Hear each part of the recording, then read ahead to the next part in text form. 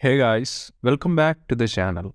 This video marks the beginning of a new course completely free of cost, exclusively on the concept and application of price action trading. The course is designed in an orderly manner from the very basic to the advanced level as we move up the ladder. I have accumulated a good chunk of the information from some of the best trading books, trading blogs, paid courses of some of the famous professional traders, and a few relevant online sites. Also, I have taken a lot of effort to explain each concept in a way that even newbie traders can understand without much difficulty. So, I heartily welcome every aspiring trader to take a ride with me throughout this course. So, let's get started.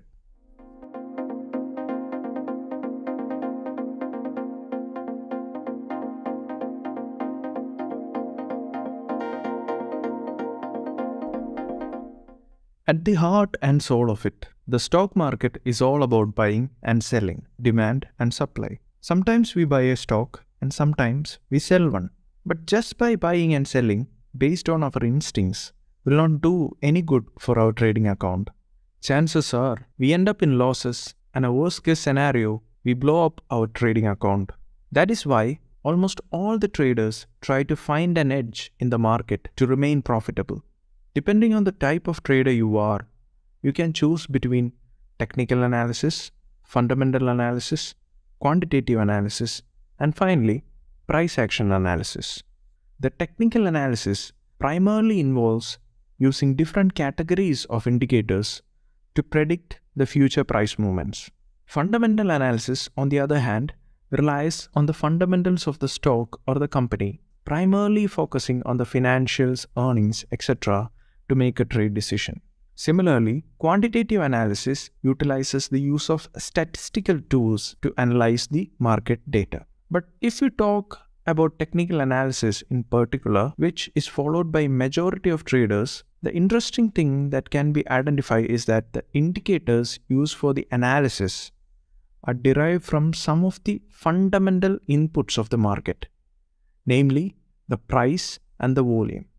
Think about it for a while. Which is better, a fruit from our own home farm or one with a heavy pesticide usage? The former may not be very good looking and won't stay fresh for many days, but it's healthy, while the latter may look appealing to the eyes and stays fresh longer, but it's not even remotely good for our health. Likewise, too many indicators for our trading is not very good for our trading account.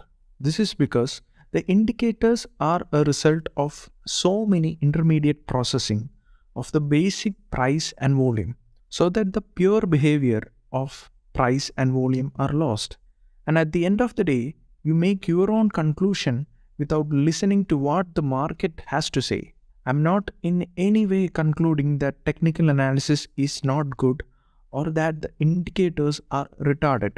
Instead, what we have to understand is that we have with us a gold mine by the name of price, which, if studied properly, can help us identify what the market is doing. This study of price and its behavior is known as price action. So, unlike indicators, fundamentals, or algorithm, price action tells you what the market is doing and not what you think the market should do. The price action focuses mainly on the recent and current prices. It is also dependent on the overall market trend and finally on the price structure of the market. We will talk about each one of them in our upcoming episodes. Now, price action is not the holy grail or the mantra for ultimate success in stock markets, because trading is mostly about your psychology and implementation, and not about a single special strategy. The goal for most traders is to maximize the trading profits through a style that is compatible with their personalities. Without that compatibility, I believe that it's virtually impossible to trade profitably for a long term.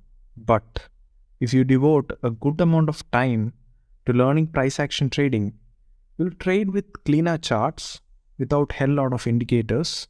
You'll also be able to pinpoint your trade entries and exits with better precision.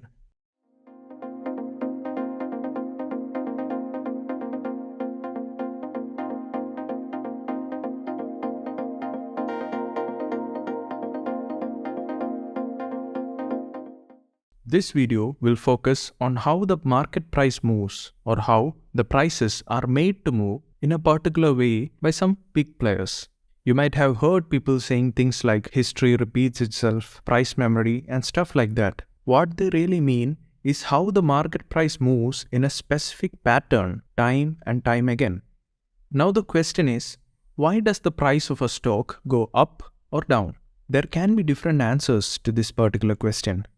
Like it could be the news or government passing some bill, a new monetary policy by the RBI, some legal issues, etc. But at the center of it all, the one thing that makes the market movements are the earnings of a company. Even if a piece of very bad news related to a particular stock has come out, but it has no direct impact on the earnings of the company, then there might be a temporary noise in the stock for a short period, but eventually the stock will recover. But on the other hand, stocks like Vodafone Idea, Yes Bank, etc. are victims of the news that directly affects the earnings of the stock and thus resulting in their crash. In the stock market, there are mainly two players in general. Number one are the retailers and number two are the institutions. 90% or more of all the trading in the markets is done by institutions, which means that the market is simply a collection of institutions. The institutions includes mutual fund houses, banks, brokerage houses, insurance companies, pension funds, hedge funds, etc. These companies account for most of the trade volume and they mostly trade on the fundamentals of the stock. But now they are eventually shifting to the algorithmic side of trading. What I mean to say is that the trading done by these institutions controls the direction of the market on daily and weekly charts. And a lot of the big intraday moves or swings are also controlled by the big institutions. It is not very surprising to know that almost all these institutions are profitable over time. So the institutions are generally considered to be the smart money, meaning they are smart enough to make a living by trading and they trade a very large volume every day. No trade can take place without one institution willing to take one side of the trade and the other willing to take the other side. The small volume trades made by the retailers can only take place if an institution is willing to take the same trade. Let me explain this. If you want to buy at a certain price, the market will not get to that price unless one or more institutions also want to buy at that price. Similarly, you cannot sell at any price unless one or more institutions are willing to sell there, because the market will only go to a price where the institutions are willing to buy and others are willing to sell. I hope the point is clear. Most individual traders or retailers have no ability to move the market. The market will only test a particular price if one or more institution believes that it is financially sound to sell at that price. On the other hand, there are other institutions which believes that it is profitable to buy there. So to be very precise, at every tick in the stock market, institutions are buying and other institutions are selling. And all of them have proven systems that will make money by placing those trades. So the main point to be noted, or the main point that I want to convey is this. You should always be trading in the direction of majority of the institution. Or like the professionals say, follow the footprints of these institutions because they control where the market is heading, or simply they move the market. Now let us look at a new scenario.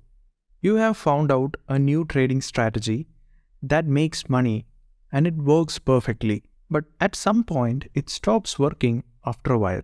Many of us might have gone through this situation.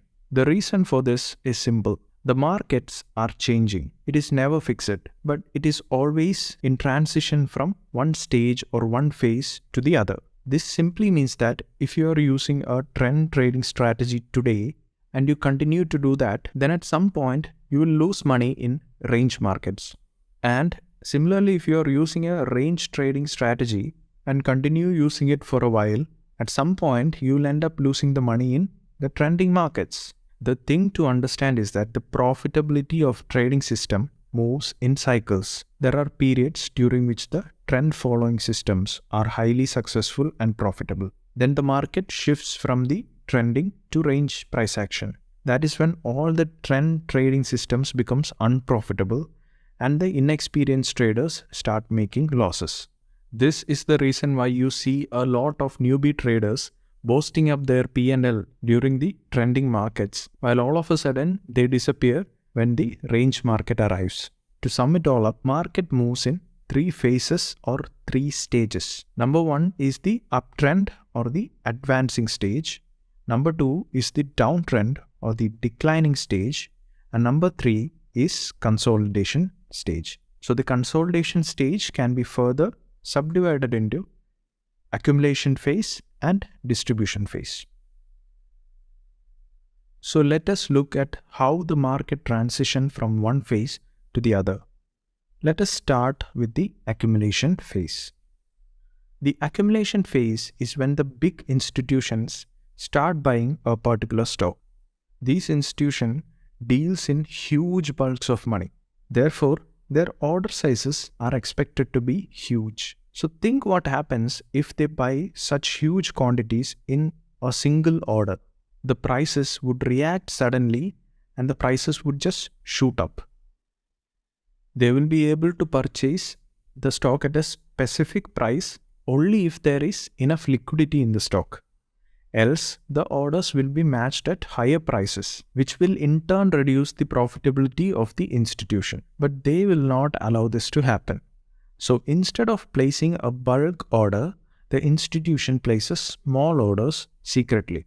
And this is called as position building. In short, we can conclude that during the accumulation phase, the institutions are building up the position slowly and silently.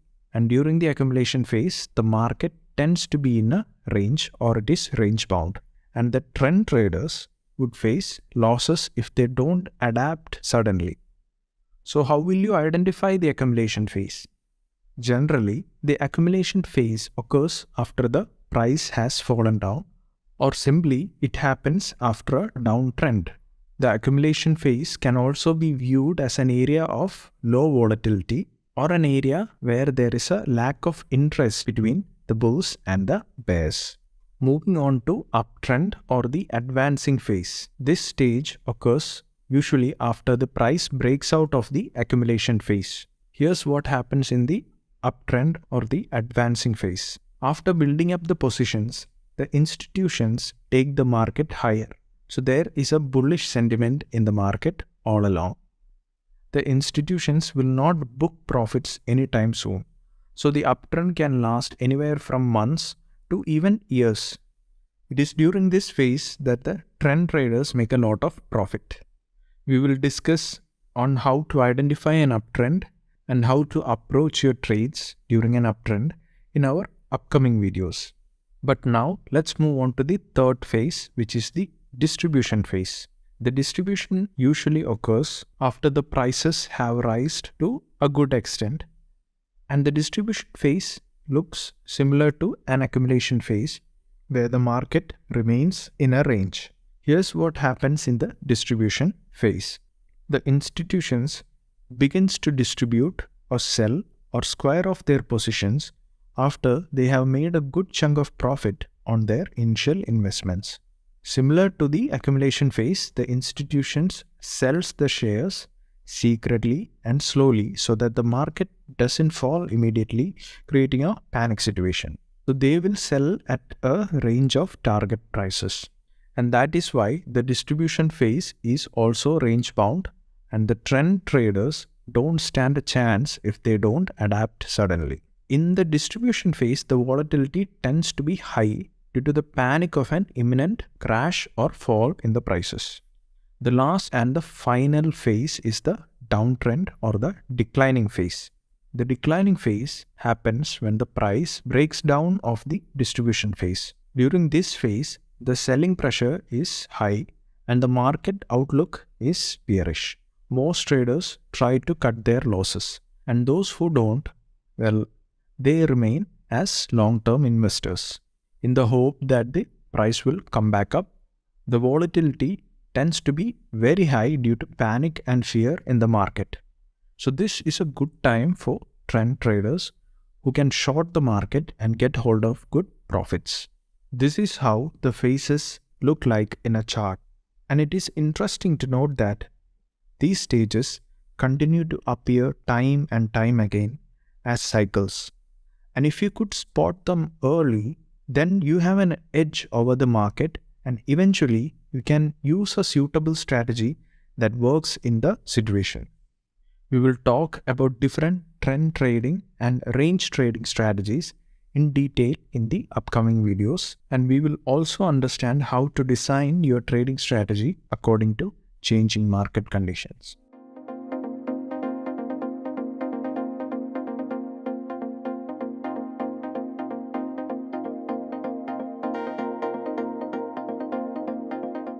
In this age of social media, we come across innumerable apps like TikTok, Instagram, etc., where the creators introduce a new idea every day, and some becomes so hyped and popular that others begin to perform the act. It becomes a trend, or the act is said to be trending. Even YouTube has a trending section that features the most popular videos at a specific time. This trend stays for a short duration, that is for a few days to a few weeks. So this is a short-term trend. Similarly, the stock markets also have trends that may range from short-term trends to medium-term trends to even long-term trends, depending on the duration which the trend persists in the market. So in the stock market scenario, a trend is the overall direction of the market during a specified period of time.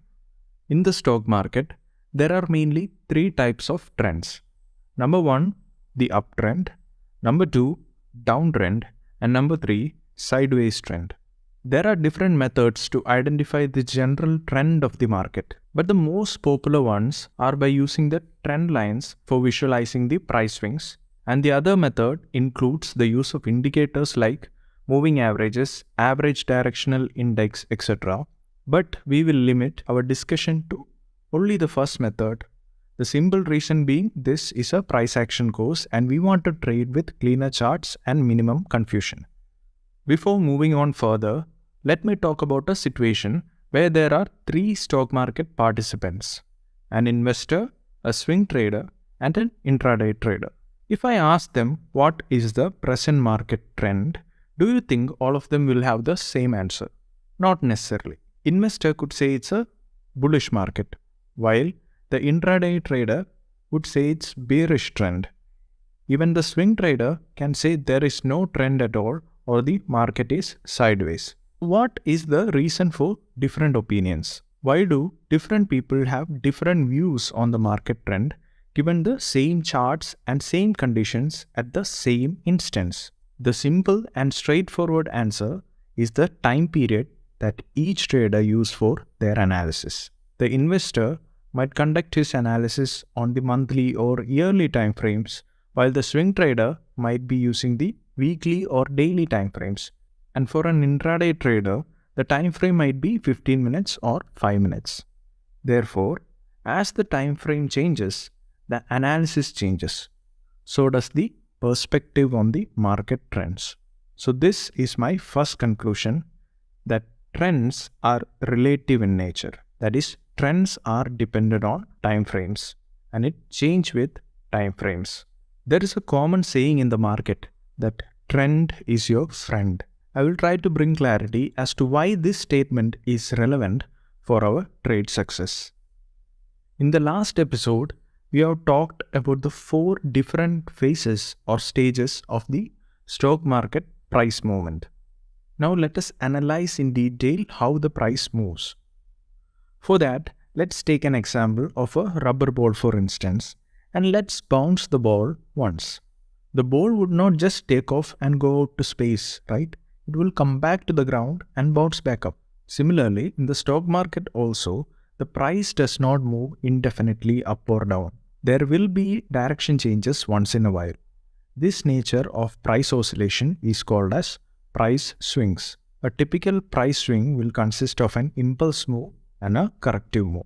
The impulse move is the strong move with stronger price action candle, while the corrective moves in a trend are generally weak or dull moves opposite to the direction of impulse move. Moving on, let's understand this by taking up each of the trend types and learning how to draw the trend line for analysis. By definition, uptrends are marked by rising data points, such as higher swing highs and higher swing lows. So here the price moves up in such a way that the swings also move up, making a recognizable pattern. During an uptrend, the impulse move is a strong up move with a series of strong bullish candles which forms a higher price than the previously formed high. The impulse move is followed by a corrective move in the opposite direction of the prevailing bullish trend.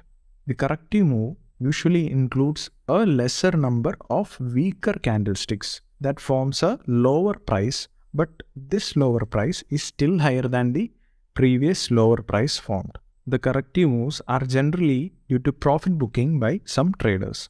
As a rule of thumb, a trend can be confirmed as an uptrend only when the price has made at least 2 swings on the upside.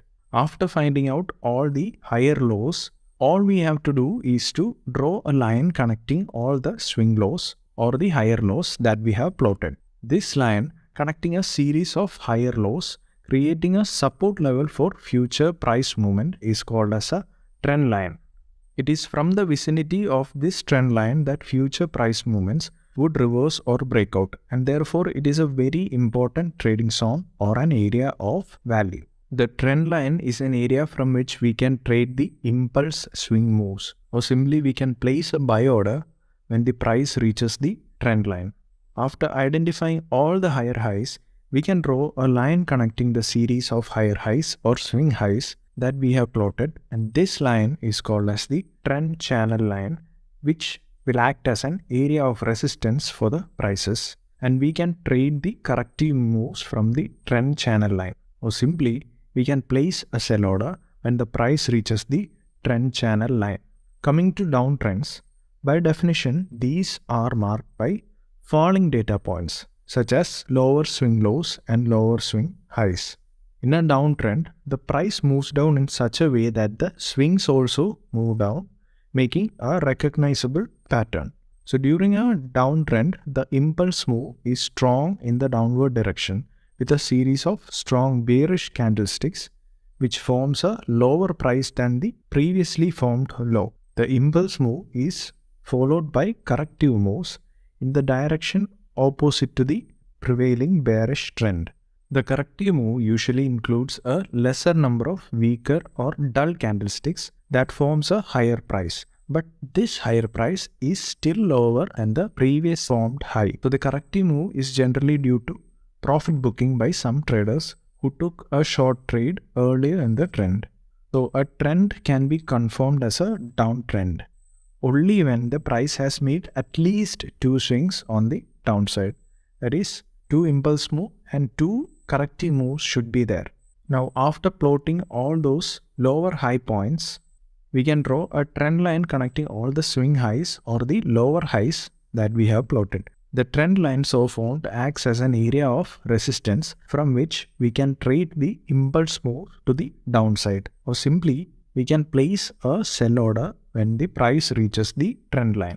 As in the previous case, if we plot the lower lows and then draw a line connecting all these lower lows, we will get a trend channel line which will act as a support for the future prices. And it is from this trend channel line that we can place buy orders to trade the corrective move.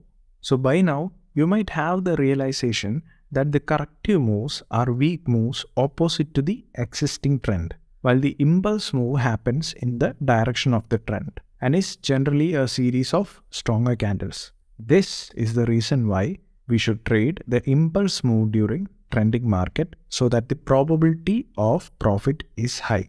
This is the reason why trend is your friend.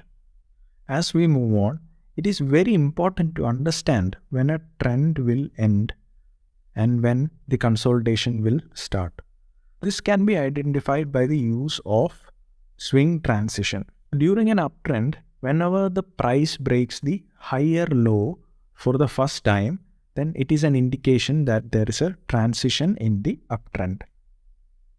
Similarly, when a price breaks the lower highs in a downtrend, it indicates in the transition from downtrend to a sideways trend or even an uptrend. The final type of trend is not actually a trend, but it is a situation where there is no clear trend in the market, where the market stays inside a range. We have talked about ranging stages of the market as accumulation phase and distribution phase. So the price movement between two price levels is called as sideways trends. There are three types of sideways trends. Number one is the range contraction. Number two is the range expansion.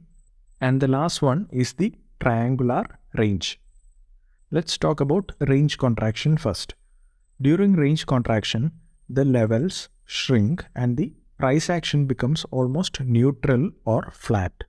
This shows the lack of any interest between buyers and sellers. The volatility in the market also drops. So range contraction happens when there is a shortening of the price bars or simply the candlestick sizes reduces. The high and low range or levels get narrower or closer to each other.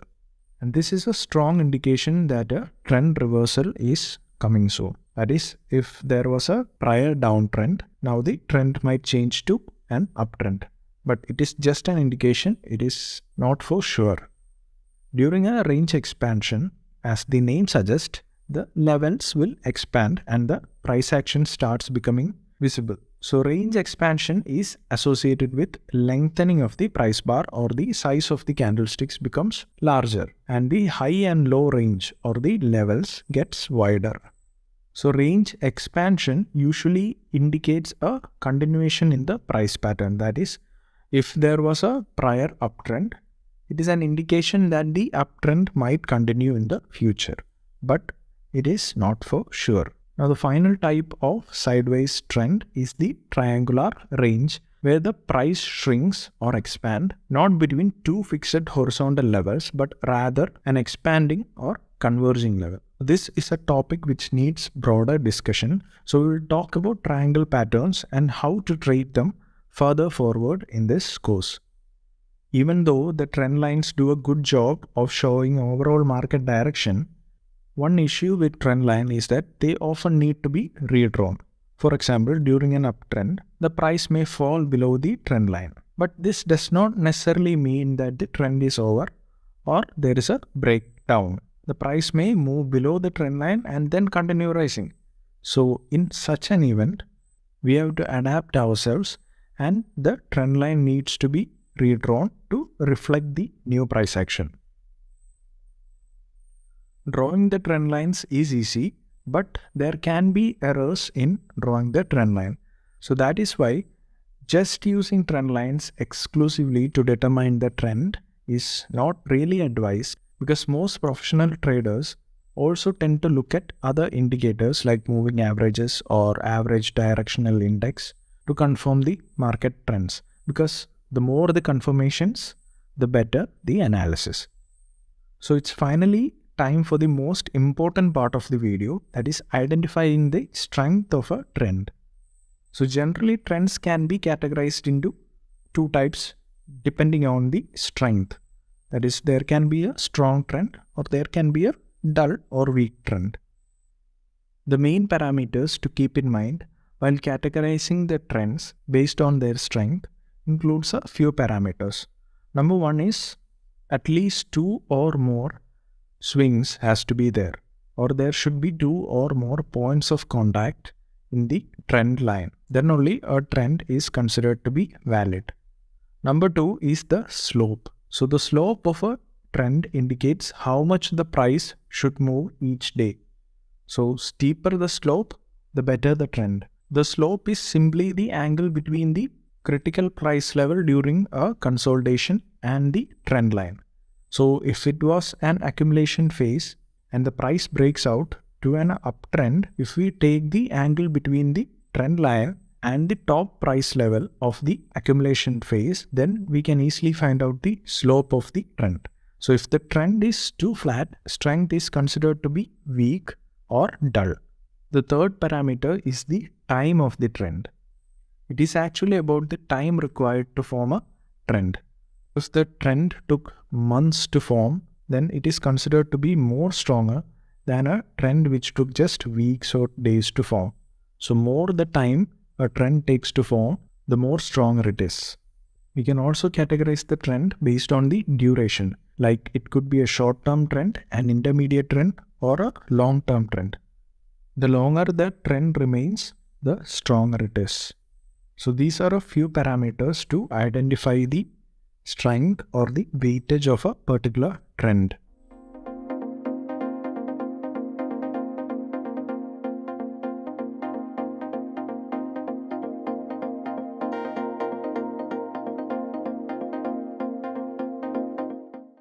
In this video, you will learn how to read candlestick patterns like a professional trader. This is even if you have no experience with candlestick patterns beforehand.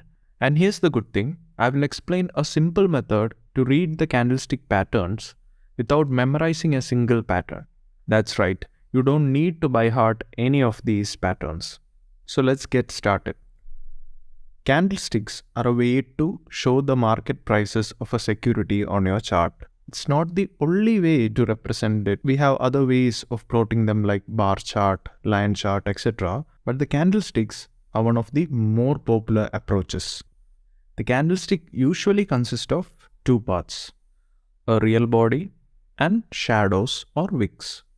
Also, when you're dealing with candlesticks, you must be aware that there is a 4 price point for every candle on the chart. These price points are the opening price, the high price, the low price, and the closing price for the same period, or simply we call them as OHLC. The real body of the candlestick shows the open and close prices, while the shadows on the top and the bottom of the body shows the high and low prices for that particular period. The shadows looks like wicks and hence they are called as candlesticks.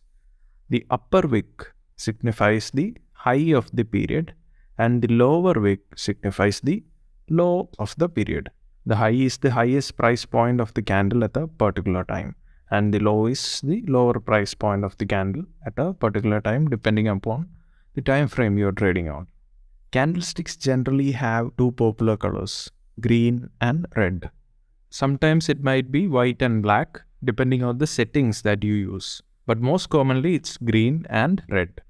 And a very important feature is that for green and red bars or candles, their opening and closing prices are at different locations. The color of the body of the candlesticks determines if the candlestick is showing a bullish or bearish price movement. That is, if the opening price is less than the closing price, then the body of the candlestick is green or white. Similarly, if the opening price is more than the closing price, then the body of the candlestick is red or black. The longer the real body, the more bullish or bearish the candle is. There are so many candlestick patterns out there, ranging from engulfing candlesticks, shooting stars, hammers, spinning tops, dojis, etc. to name a very few. So if you were to learn all these patterns, it would seem very hard and confusing. But don't worry, because we have got an easy way to understand what each candlestick means and identify the strength or priority of each of them. To learn this method, all you have to understand is just two little things. Number one is the open, high, low, close, or the OHLC of the candles. And number two is to figure out who is more dominant in the market, whether it is the bulls or the bears, or simply the buyers or the sellers at a particular time period. Let's start our discussion on the first category of candlesticks. These candlesticks are called as Marbosus. Let's look at the first type. Since the candle is a green one, it is a bullish candle. It has a big real body but has no wicks or shadows on either the upper or the lower end. So we know that the longer the real body, the more bullish the candle is. The OHLC of the candle is as follows. Since it is a bullish candle, the buyers are under control, so the closing price is greater or higher than the opening price. Since there are no wicks on either side, the high and low prices coincides with the close and open prices respectively. As a rule of thumb, the wick of a candle indicates price rejection or opposition by the opposite party. In case of a bullish Marubozu, the open and low prices coincides, and similarly the high and close price coincides, which means that there is no selling pressure from the bears. That brings us to the conclusion that bullish Marubozus are the strongest bullish candles we can find on a chart. But we have to be very flexible with patterns.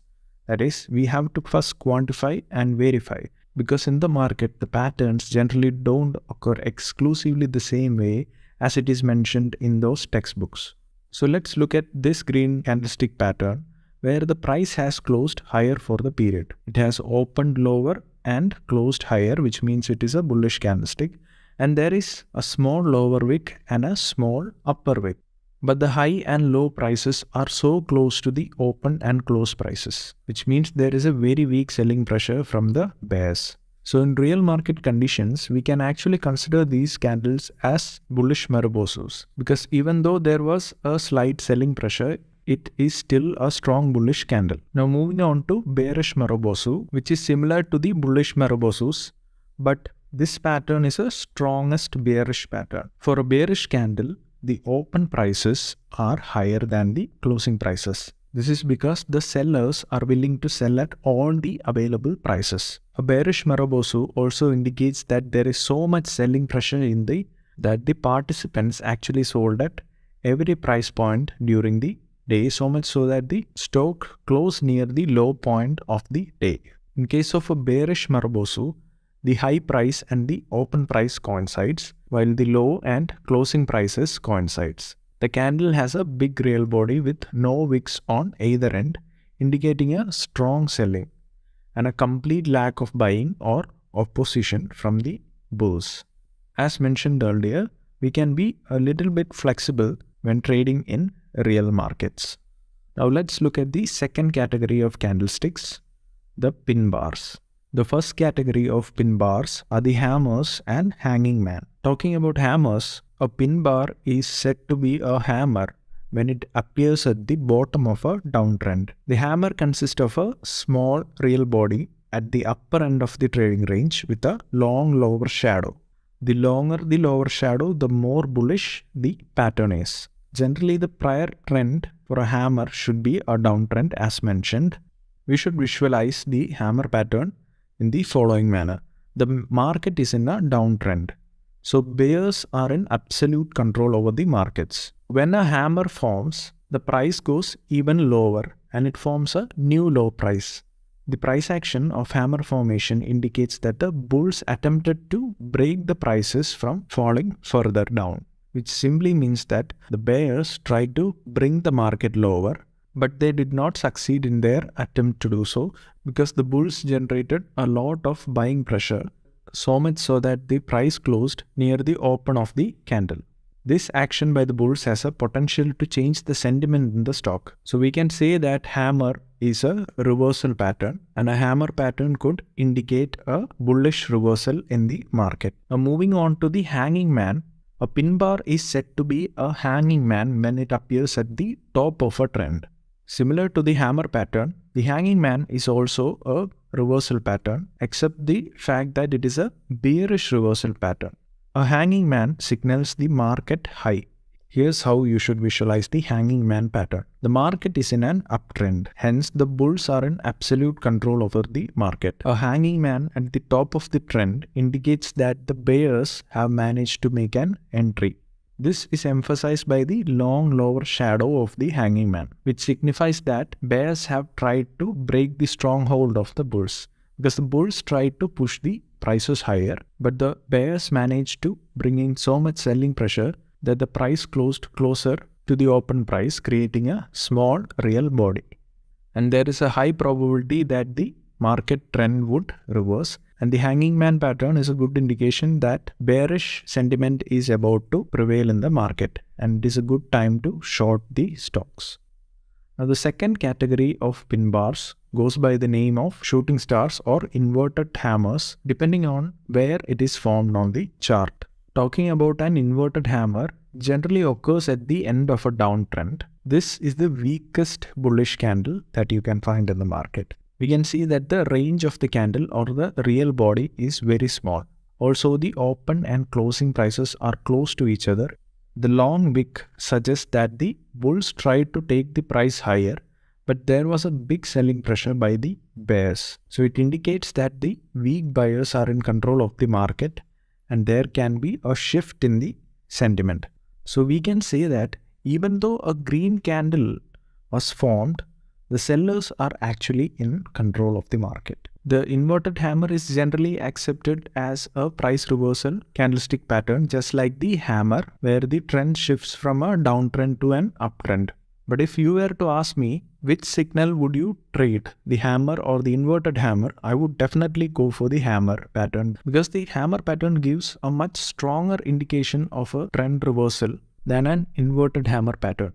This is also due to the difference in selling pressures in both these cases. Now moving on, a pin bar is said to be a shooting star when it occurs at the end of an uptrend, indicating a price reversal. Similar to an inverted hammer, it also has a real body with the open and close prices close to one another. It also has a large wick on the upside, indicating that the bulls tried to bring the price up, but they were overpowered by the bears who pushed the price below the open price. So the shooting star is a strong bearish pattern. It is stronger than the hanging man pattern that is formed in the uptrend. This is because the sellers were more in control when the shooting star was formed rather than during a hanging man pattern.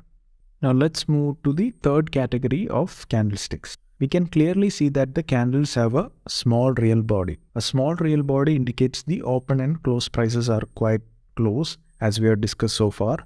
The upper and the lower shadows are almost equal in length. Since the open and close prices are close to one another, the color of the candle doesn't really matter. Now talking about the upper shadow, the presence of the upper shadow tells us that the bulls did make an attempt to take the market higher. However, they were not successful in their attempt. If bulls were truly successful, then the real body would have been a long green candle as seen before in case of Marubosus. Hence, this can be treated as an attempt by bulls to take the market higher, but they were not successful at it. Similarly, the presence of lower shadow tells us that the bears did attempt to take the market lower. However, they were not successful in their effort. If they were really successful, then the real body would have been a long red candle as in case of a bearish Marubosu. Hence, the bears' attempt to take the market lower can also be treated as an attempt which was not successful. So here, neither the bulls nor the bears could establish an influence or a superiority in the market, which is evident from the small real body. What this means is that there is an indecision between bulls and bears. They are not able to clearly influence the market direction. So this type of candlesticks is called as spinning tops, which are actually indecision candlesticks. Now let us consider two situations where spinning tops can be formed, and let us discuss what the outcomes are. Now what if the spinning tops were to occur in a downtrend? So during a downtrend, the bears are in absolute control as they are able to take the prices lower. A spinning top in the downtrend indicates that the bears could be consolidating their position before resuming the trend. It can also be seen as an attempt by the bulls to arrest any further price fall. But are they really successful? Because if the bulls were to be really successful, it would have resulted in a strong bullish candle rather than a spinning top. So clearly there are two foreseeable situations or outcomes with equal probability in this case. Number one, either there will be another round of selling and the market will continue with its slow. Or number two, the markets could reverse its directions and the prices would increase. As a trader, you need to be prepared for both the situations. That is for either a reversal or a continuation. An obvious situation persists in the uptrend also. Now lastly, let's talk about the dojis. So dojis are similar to spinning tops, except that it does not have a real body. This means the open and closing prices are equal. So doji is an important candlestick pattern as it provides very crucial information regarding the market sentiment. By a textbook definition, doji suggests that the open price should be equal to the close price, which indicates that the real body does not exist. The upper and the lower wicks can be of any length, and the color of the candle does not really matter because the prices are very close to each other. The dojis have similar implications as spinning tops as we have discussed just now. So whatever we have learned from spinning tops applies to dojis as well. So doji also conveys indecision in the market, meaning that the bulls and bears are confused whether to take a trade. Both dojis and spinning tops ask the trader to remain cautious in the market. There are a lot of other candlesticks, but those mentioned so far is enough to understand the idea of similar candlesticks that forms in the chart. Now let us arrange the candlesticks from strongest to the weakest. So first of all, we'll consider the bullish candles and arrange them in the order of their strength.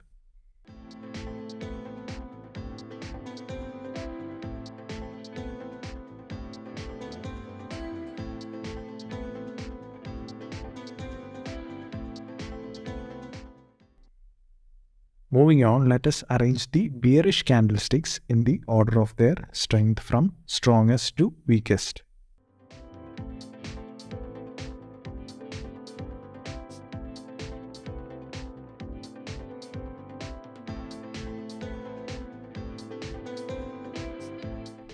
A gentle reminder at the end of the video would be not to trade these candlesticks in isolation, because more the confirmations, the better.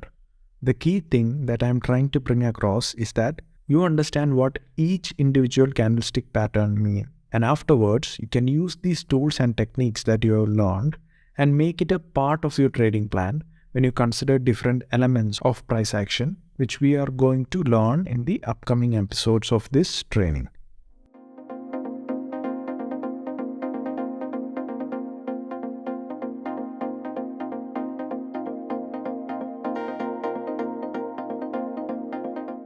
In today's episode, our discussion will focus on one of the hot topics in this price action course. The simple reason being, this topic is what helps a price action trader identify the critical price levels and decide with the entry targets and stop losses. The support and resistance are one of the key factors that distinguish between your success and failure in trading. Starting off, the support and resistance are specific price points on a chart, which is expected to attract maximum amount of either buying or selling. The support price is a price at which one expects more number of buyers than sellers. Likewise, the resistance is a price at which one expects more sellers than buyers. So as the name suggests, the resistance is something that stops the price from rising further. This is a textbook definition that you can find in any standard trading book. Let's dig deeper into this topic. Let us understand why some price points behave in this particular manner.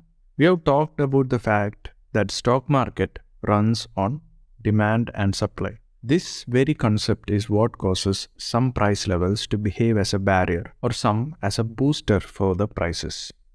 Take an example of a stock trading at 125 rupees. Let us say that an institution thinks that the stock will do good in the upcoming quarters, but the fair price is 100 rupees and not 125 rupees. In order to achieve the fair price, they take the market down to 100 rupees, where they slowly and steadily build their positions. The price seems to respect the price level of 100 rupees. This level where the demand for the stock is met and from where the prices will start to rise is called as the support level. The support level can also be seen as a price level which holds the prices from falling further down. It is also an area where the big buyers will buy the stock. Due to a large number of buy orders at the support level and the lack of sellers to match all the orders, the price starts rising from the support level. A price level is said to be a support level when it is below the current market price. Now moving on with the same example, the price rallied from 100 rupees to 200 rupees in a matter of months. This is when the institution thinks of squaring off their position or selling the stock to make a profit. They do this by placing a large number of small sell orders so that the supply meets the demand. Or in other words, they ensure that there are enough buy orders at the same price at which they want to sell so that the profits are not reduced. This particular price level will look like it is stopping the prices from moving further up. So this level is known as the resistance level. The number of sell orders in this price level is higher than the number of buy orders, or the supply is higher than the demand, due to which the prices start to fall from this level. A price level is said to be a resistance level when it is above the current market price. As a trader working in any time frame, it is important to figure out the critical levels where there was some price action. By identifying the important price levels, you can make more successful trades using the price action technique. Let us learn how to draw supports and resistance in our chart by a simple 4-step process. In short, these 4 steps are loading the data points and zooming out, identifying the obvious price action zones, aligning the zones, and fitting a horizontal line. Now we can take a look at each of them. Step 1 is to load the data points and zoom out. After selecting your preferred time period for the trades, you want to zoom out your charts. This is because we want to see the bigger picture. Once you can see the big picture, it is much more obvious to your eyes which key levels should you be paying attention to. So if your objective is to identify the short-term support and resistance for intraday trading, then you must load at least 3 to 6 months of data points. And if you want to identify the long-term support and resistance for swing or positional trades, load at least 12 to 18 months of data points. So when you load more number of data points, the chart looks more compressed. Moving on to the second step, we have to identify the obvious price action zones. A price action zone can be described as sticky points on this chart. This is because the level sticks out or is easily visible to your naked eyes. So if the level sticks out, the level matters or it is a level of importance. But if you are doubting your eyes and asking if it is a level or not, then it's better to ignore it because it is not an important level. Just to give you better clarity, you can identify a critical level when the price has displayed at least one of the following behaviors. That is, number 1, the price hesitates to move up further after a brief up move. And number 2, the price hesitates to move down further after a brief down move. And finally, number 3, when sharp reversals occurs at a particular price point. These are some of the ways you can figure out the price action zones. Now moving on to step number 3, aligning the price action zones. Now when you look at a 12 to 18 month chart, it is very common to spot many price action zones by the method that we have just discussed. But we don't have to track down all these price levels. The trick is to identify at least 3 price action zones at the same price level. But a critical point to note while identifying these price action zones is to make sure that these price zones are well spaced in time, meaning there should be a good time difference between the 2 levels spotted. The more the distance between the 2 price action zones, the more powerful the support resistance identification, or we can say the support or resistance is a major price level. Now after identifying and aligning your price action zones, we move on to the step number 4, that is fitting a horizontal line. Connect the price action zones that we have identified with the horizontal line. After drawing the line, you have to adjust your level to get the maximum number of touches. The more touches, the better, because the more number of touches, the stronger the price level will act as a major support or resistance. So how do you tell that you have drawn a support or you have drawn a resistance? As we have discussed, if the market price stays above the level that we have drawn, it acts as a support. Similarly, if the market price is below the level that we have drawn, then it will act as a resistance. Here's an important mistake that most traders make while plotting the support resistance levels: the approximation risk. Generally, when identifying the support resistance, you run into approximation risk. The thing to understand is that the market will not respect just a single price level, but rather a group of corresponding price levels or an area of prices.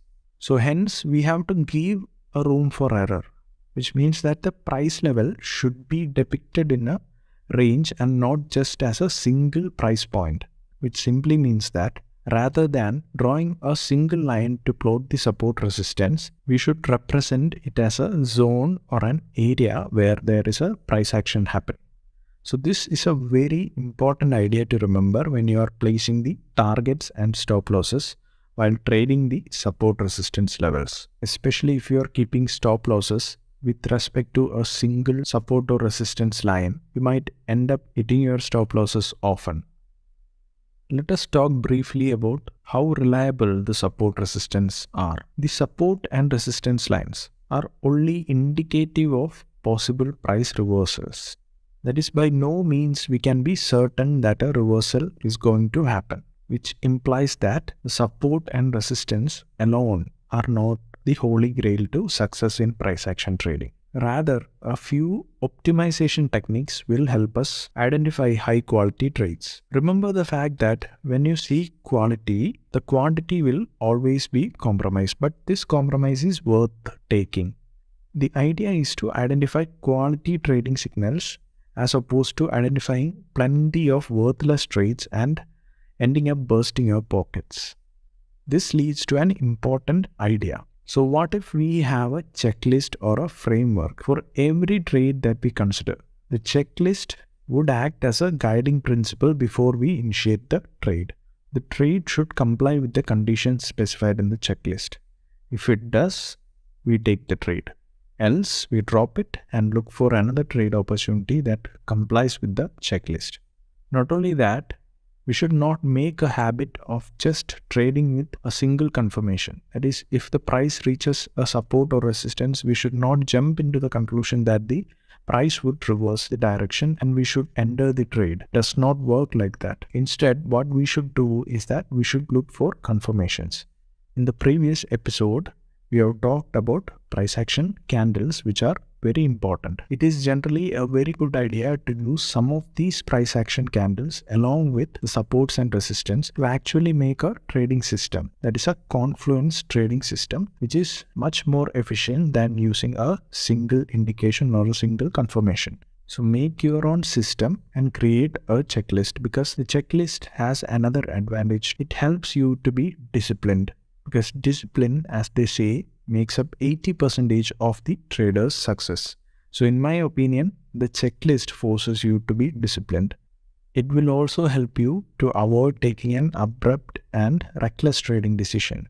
So we will continue this discussion on support resistance in the upcoming episodes, because it is an extensive topic requiring a deeper understanding.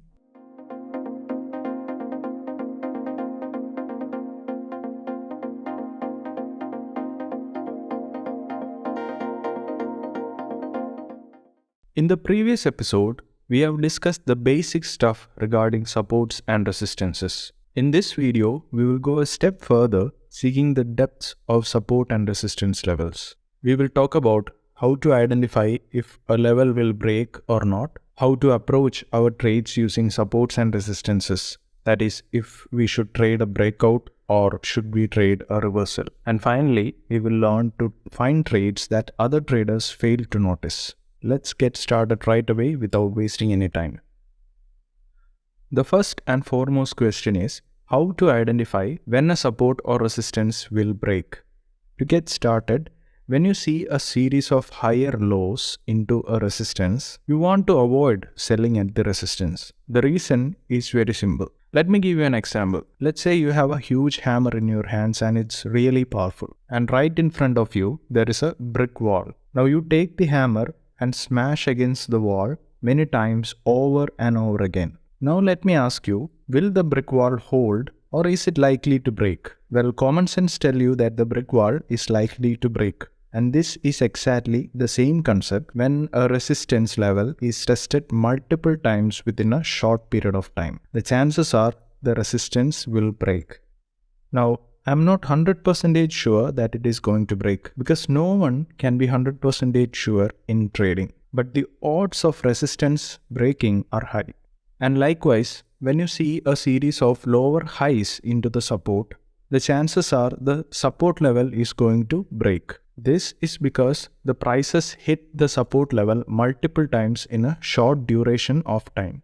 We will expand this idea further in this video when we will talk about breakout trades. Moving on to the most important question, how to find the best support and resistance areas to trade. We can approach this question with two trade ideas, the breakouts or the reversals. We will understand when one should take a breakout trade and when to take a reversal trade. Now let's start with the idea of trading reversals.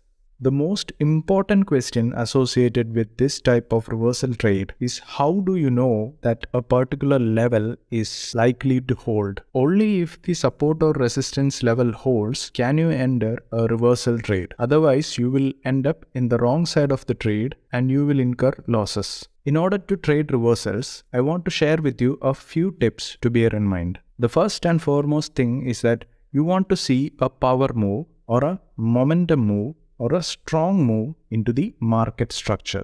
Now what this means is that if you have drawn an area of support or resistance, you want to see a strong move into the level. By strong move, I mean big or large bodied candles, which in turn means that for an area of resistance, you want to see a strong bullish candle coming into the area of resistance. And in case of a support level, you want to see a strong bearish candle coming into the support.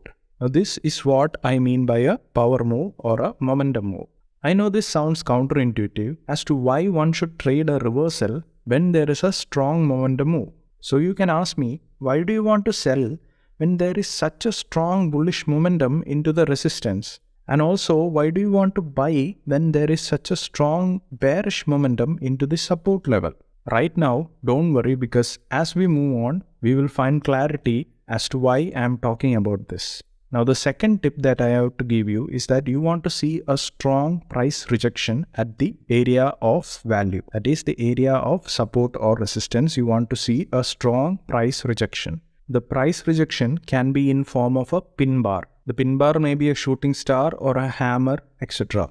The idea is to see a long wick where the price gets rejected from the particular level that we are considering. Let's say this in case of resistance. A big bullish candle comes into the resistance and suddenly it gets rejected. And the stronger the rejection, the better. And that is exactly what you want to see.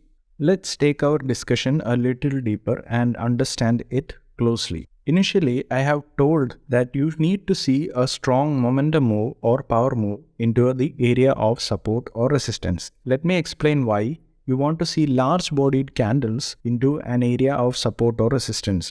Now let's say when you look at a resistance and when you have a strong move coming to the resistance level. At this point, ask yourself what exactly a resistance is. So in the previous video, we told that resistance is a price level which stops the price from moving up, or simply it is a level where the supply is high.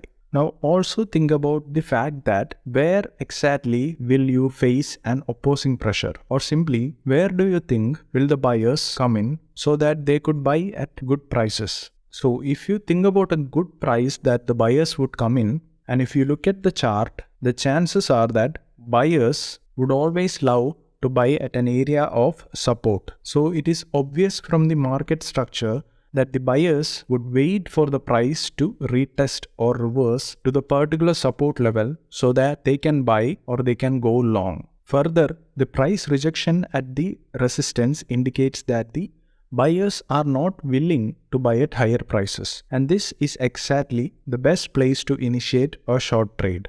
The other reason being, the only place where you have to be afraid of the buyers coming back into the market is the support level. The advantage of taking a short trade at the resistance is that you can leverage the difference between the support and resistance level so as to obtain a high reward to risk ratio. However, on the downside, if you don't get a strong move or a momentum move into the particular level, instead what you get is a choppy move with a lot of swings like this, then it is not a good idea to short on the resistance.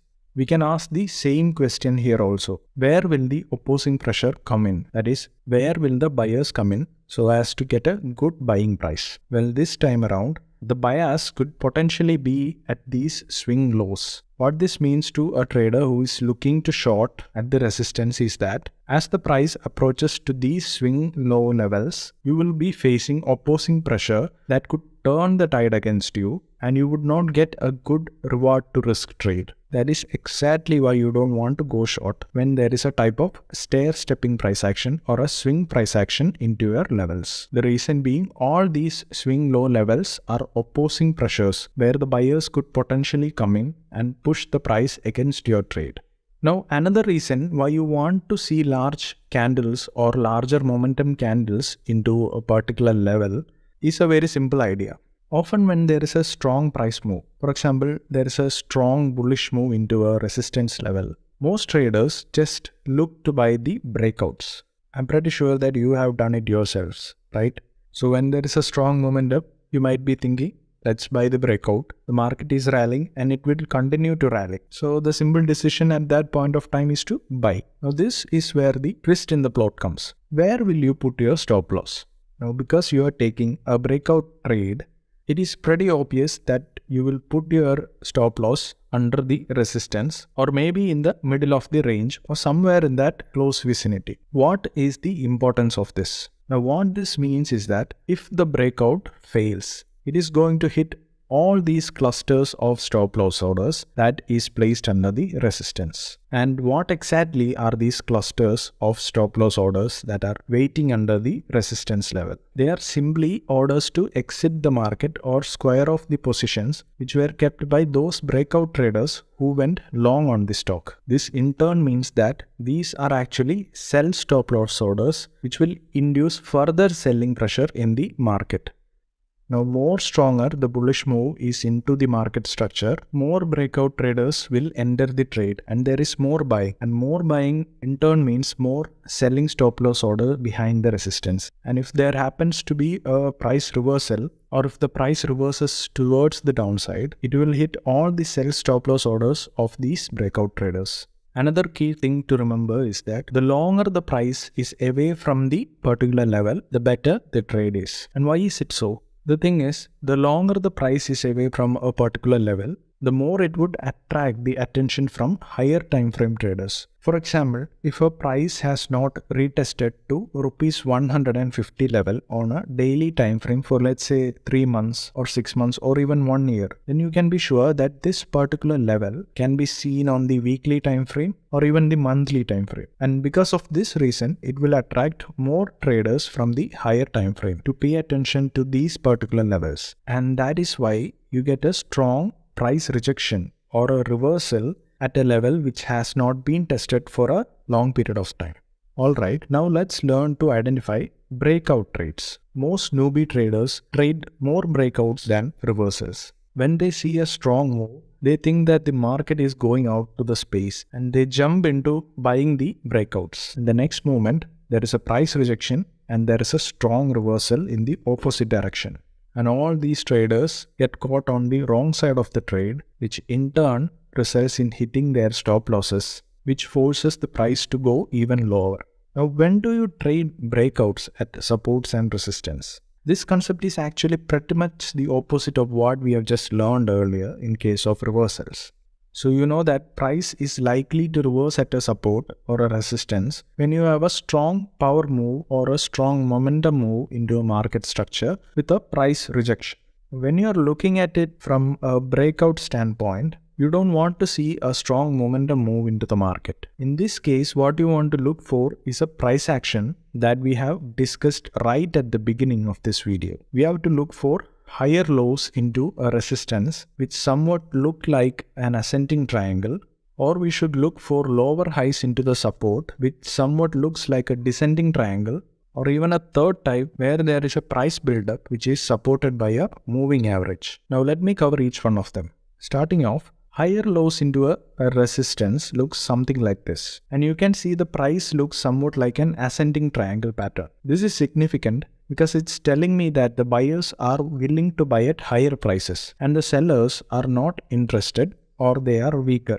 The ascending triangle pattern tells me that the sellers, in terms of their strength, are getting weaker or they are getting feeble. The thing is that the first time the sellers managed to push down the price by a good margin, and in the consecutive times it got weaker and weaker.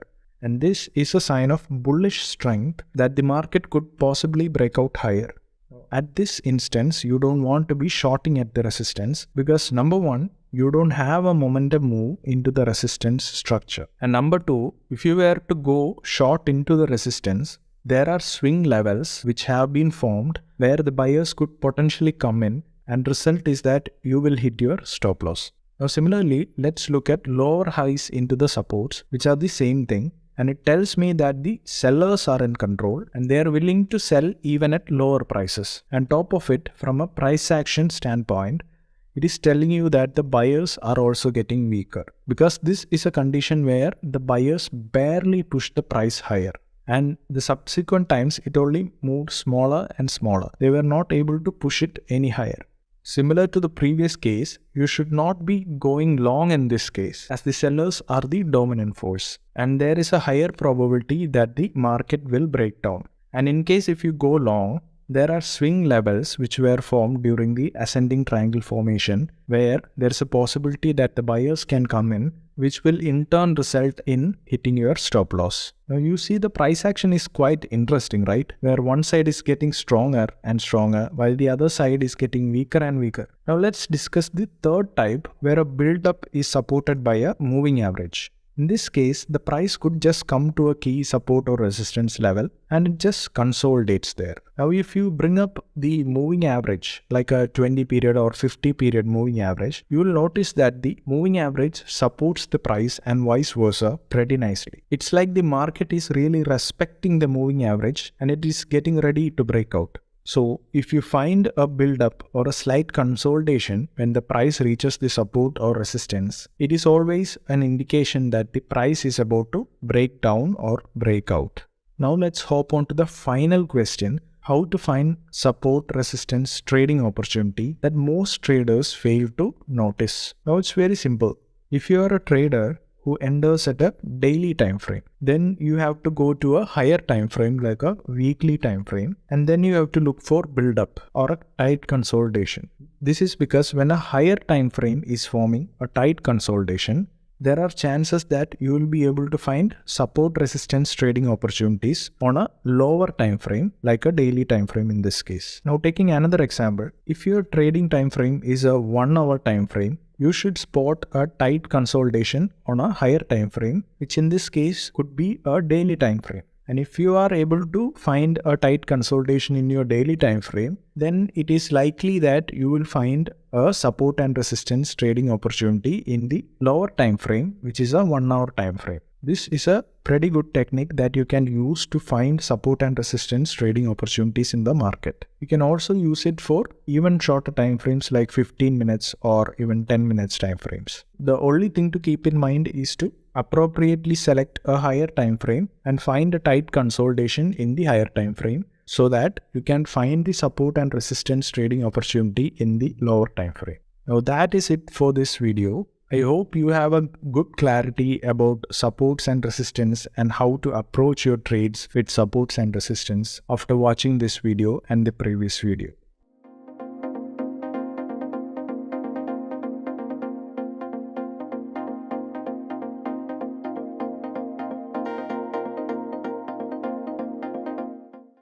This price action course will not be complete if I don't talk about the market volumes. Throughout this course, our focus was strictly on prices.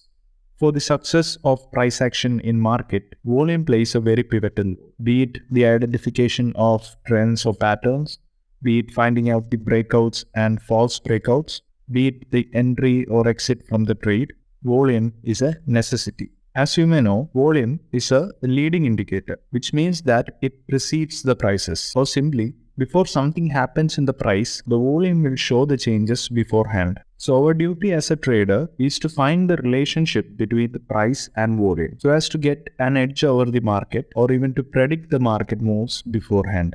So let's hop in right away without wasting any time. Basically, volumes indicate how many shares are bought and sold over a given period of time. So the more active the share, the higher would be its volume. For example, you decide to buy 100 shares of Tata Motors at rupees 485. At the same time, I decided to sell 100 shares of Tata Motors at 485. Or it can be different people who want to sell a smaller quantity at the same price, that is 485, which are accumulated together to give you 100 shares. That is, let's say one of them has 50 shares, the other one has 30 shares, and the third person has 20 shares. To sell at the same price of rupees 485, which will be matched with the buyer. So basically there is a price and quantity match which results in a trade. This means that you and I have together created a volume of 100 shares, or you and the other 3 sellers which we have talked about created a volume of 100 shares, because if you notice, overall 100 shares were transferred from the seller to the buyer. Now many people tend to assume the volume and count it as 200 because 100 were bought and 100 were sold. But this is not the right way to look at volumes, because only 100 shares transferred hands from one person to the other. With that being said, the volume information on its own is quite useless. For example, we know from the NSE website that volumes on Reliance India for this particular day is 16,700,000 shares. So tell me, how useful is this information when read in isolation? So if you think about it, it has no merit when used individually, and hence it would actually mean nothing for our analysis. However, when you associate today's volume information with the preceding trend in the price and the preceding trend in the volumes, then the volume information becomes more meaningful. Now, I will show you a table that consists of 4 price to volume relations for different conditions and the related outcome that is expected under such conditions. Now, before going ahead, don't fall into the conclusion that if you understand the relations provided here, you can trade right away. It doesn't work like that. In order to use this idea in market conditions, you should have a fair idea about the market structure and the participants in the market, of which you need to understand how the big players or institutions work. And number 2, you need to have a good understanding of the candlesticks and their relevance at different price areas. If you know these 2 things spot on, then this will just be a walk in the park. For those who don't have an idea, I recommend you to watch these 2 videos beforehand that we have already discussed earlier in our course. Before we understand the price volume trend table in detail, think about this scenario. When we are talking about an increase in the volume, what does this actually mean to a trader? What is the reference point, or what is the metric to say if the volume is high or the volume is low? Should it be an increase over the previous day volume or the previous week's aggregate volume? What is the reference point? As a practice, traders usually compare today's volume over the average of either last 3 days or last 5 days or last 10 days or even last 20 days volume, depending on the type of trader they are and what exactly is their time frame for analysis. Generally, the rule of thumb is that higher the time frame and higher the number of volume bars or data taken to calculate the volume, the more reliable the analysis is. For the sake of this video, let me consider the volumes from a swing trader's perspective. That is a 1-day time frame and 10 days of volume data for the average volume measurement. After the average volume measurement is done, we can use it for the comparison of today's volume. Now, today's volume is said to be the average volume if it is equal to the last 10 days average volume. Now, if today's volume is said to be higher volume or is said to be an increasing volume, then it is greater than the last 10 days average volume. And finally, if today's volume is said to be a low volume or a decreasing volume, then it is less than the last 10 days average volume. In order to get the last 10 days average, all you need to draw is a moving average line on the volume bars and the job is done. This feature is available on most charting platforms for free. so you don't have to calculate it by yourself every time. As you can see in this chart, the volume bars are represented as red and green bars and is placed at the bottom of the price chart. The blue line that is overlaid on the volume bars indicate the 10-day average volume. As you notice, all the volume bars that are over and above the 10-day average volume can be considered as increased volume. Now the question is, what does increased volume necessarily mean and why is it important? Well, increasing volume means higher trading activity than usual, which means more shares are being exchanged hands. Now, who do you think will be responsible for this? Can retail traders by themselves contribute to such high volumes single-handedly? Common sense tells you that it is not possible, and it's obvious that there is some institutional activity or large participation by some big players has taken place. On the same note, what does a lower than average volume mean to a trader? It means that big institutions or big players are not interested in the particular stock at that period of time, and the major volume is contributed by the retail participants and speculators. So the simple logic in stock market is to follow the big institutions if you want to be successful. We have discussed this in the market structure episode. Okay then, let's look at the thought process behind the volume trend table. When institutional investors buy or sell, they do not transact in small chunks or small quantities. For example, think about LIC or Life Insurance Corporation of India, which is one of the biggest DII or domestic institutional investor.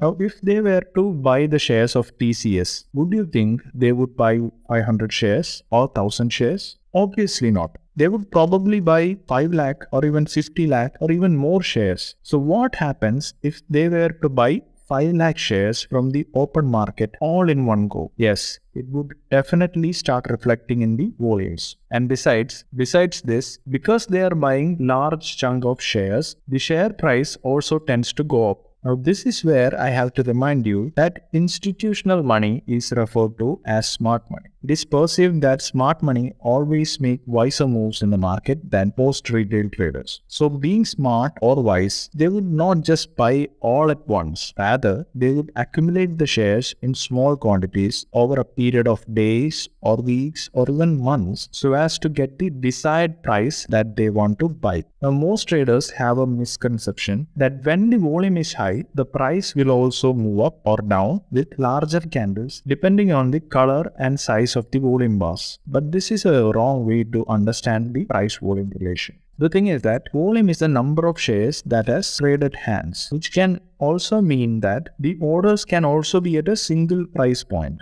For example, let's say there are 10,000 buy orders and 10,000 sell orders, all at rupees 400 of a stock. And let us say that the average volume of the stock is 8,000 for the last 10 days. Even though the 10,000 shares were exchanged, resulting in a higher than average volume for the particular day, the price will not move up. The single reason being, all the orders are placed at the same price, that is rupees 400. On the other hand, the price were to move up with the increase in volume, then there should have been more buy orders at higher prices. That is, buyers should be willing to buy at even higher prices. And a similar case, if the price were to go down, then the sellers should be willing to sell at even lower prices. And it is at these instances we can leverage an increase in the volume for our trade decisions and not otherwise. The case is the same when the volume is low. The low volume does not necessarily mean the price would not do anything. It is just that the number of shares exchanged hands are a lower number. But there is still a possibility of buying or selling interest where the orders can be placed at higher or lower prices by the buyers or sellers respectively. Then there is a definite chance that the prices can do something. But on the downside, the big players are not interested in this particular stock, and it leads us to the conclusion that the price move was supported by retail traders, which is actually evident from the lower volumes. And hence, following the smart money is the wisest idea that you can have as a trader. Well then, we shall discuss each of the 4 cases in detail.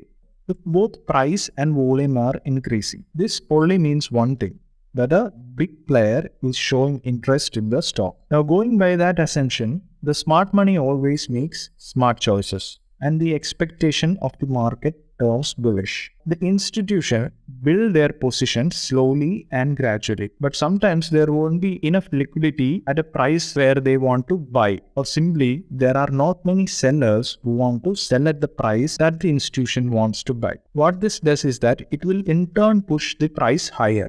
Keep in mind the fact that the quantity that these big players take for delivery is huge, and therefore every rupee is worth lakhs for them. And due to this reason, the institution starts to sell some quantity, which will in turn bring the prices down to where they want to buy. Because of this, the panic sellers would sell off the stock at the former price that the institution wants. And this phase of position buildup will look similar to an accumulation or consolidation in the chart. Once the institution finishes placing all the orders, that is when the market actually starts to move higher, and this is the time when the retail traders actually start to notice that the market is starting to go higher, and even they will start to join the party by buying the stock, which will push the price even higher. So this is the reason why one should look for buying opportunities in the stock, because the expectation turns bullish when both the price and volume increases.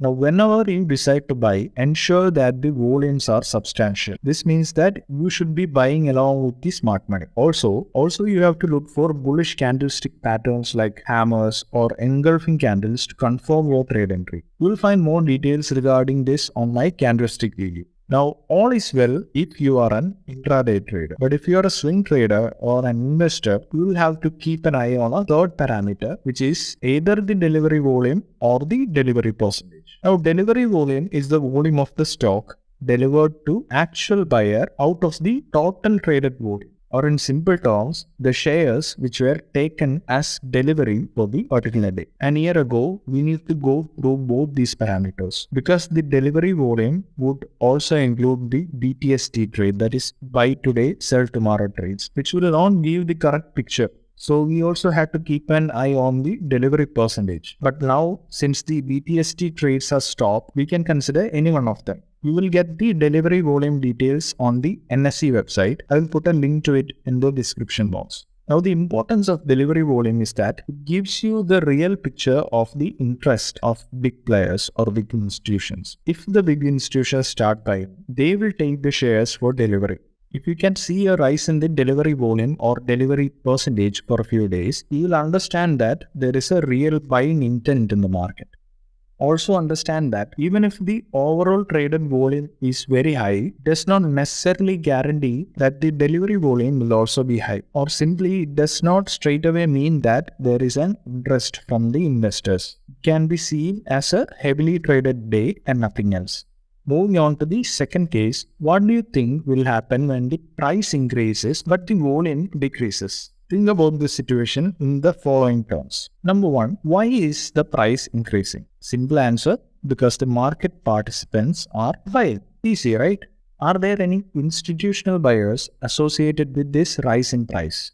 The simple answer is it is not necessary that there should be institutional buyers associated with the price rise. Now the critical question, how would you know that there is no meaningful purchase by the institutional investors or the big players? Now using the basic rule, if they were buying, then the volumes would have increased and not decreased. In this case, the price increased but the volume has decreased. Now what does the price increase associated with a decreasing volume indicate? It means that the price is increasing because of small retail participation and not really the influential buying by the big players. Hence, what this price-volume relation is telling you is to stay cautious in the market, because it would be a potential bull trap. That is, if you have taken a long trade, there are every chances that the market can reverse and go in the opposite direction, resulting in your loss. So, when it comes to decreasing volume but with increasing prices, we should be cautious and not to take any long-term trades, because the market is run by the retailers and there is no investor participation or investor interest in the stock. Going forward, the third type is a decrease in price along with an increase in the volume. This particular relation between price and volume sets a bearish expectation in the market. We will discuss why.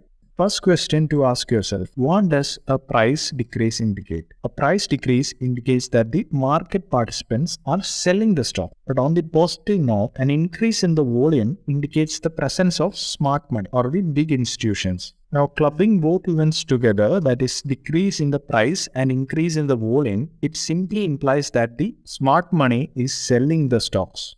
They do this gradually so that the market participants won't panic. Think about it. What would have happened if they place large sell orders all at once? It would definitely be shown in both volume and price. That is, the prices would drop and the volumes would increase. This will further induce panic in the retailers who will further start selling. And because of this extensive selling, the prices would even drop further. And the institutions will not be able to sell at the desired price that they want. And this would directly affect their profits really badly. Being smart, they would sell the shares in small quantities slowly and gradually and generate the ample liquidity to sell at the desired price that they want. Now, going by the assumption that smart money always makes smart choices, the expectation in the market is bearish and we should look for selling opportunities in the stock. Now, whenever you decide to sell, ensure that the volumes are good. This also means that you should be selling with the smart money.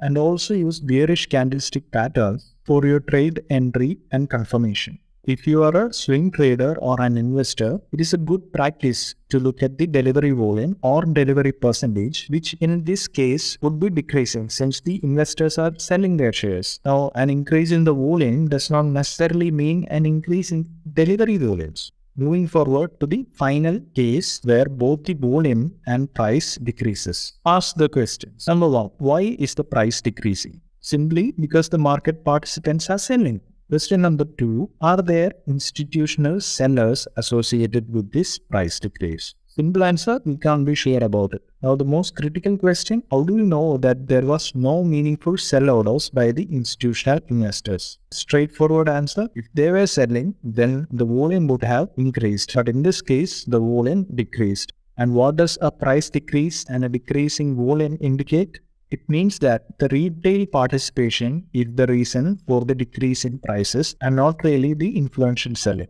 So this is the case where you have to be cautious if you are planning to sell the stock, as it could lead to a possible bear trap. That means if you have shortened a stock, there is every possibility that the stock can reverse and go against your trade. Now that is it for this video, guys.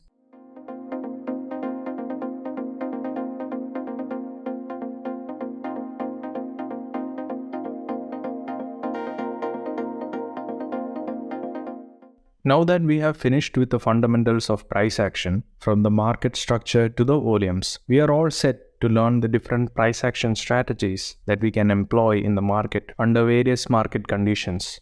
The first one in the list is obviously breakouts. You may ask, why breakouts? It is just that breakout trading can be exciting. The price quickly moves in your favor and makes it seems like you're riding a wave and at the same time making a hell lot of money for you. However, that being said, breakout trading is also quite painful. For example, you notice the price breaking above the resistance. Now the candles formed are big and bullish and you instantly get the fear of missing out. So you decide to go long.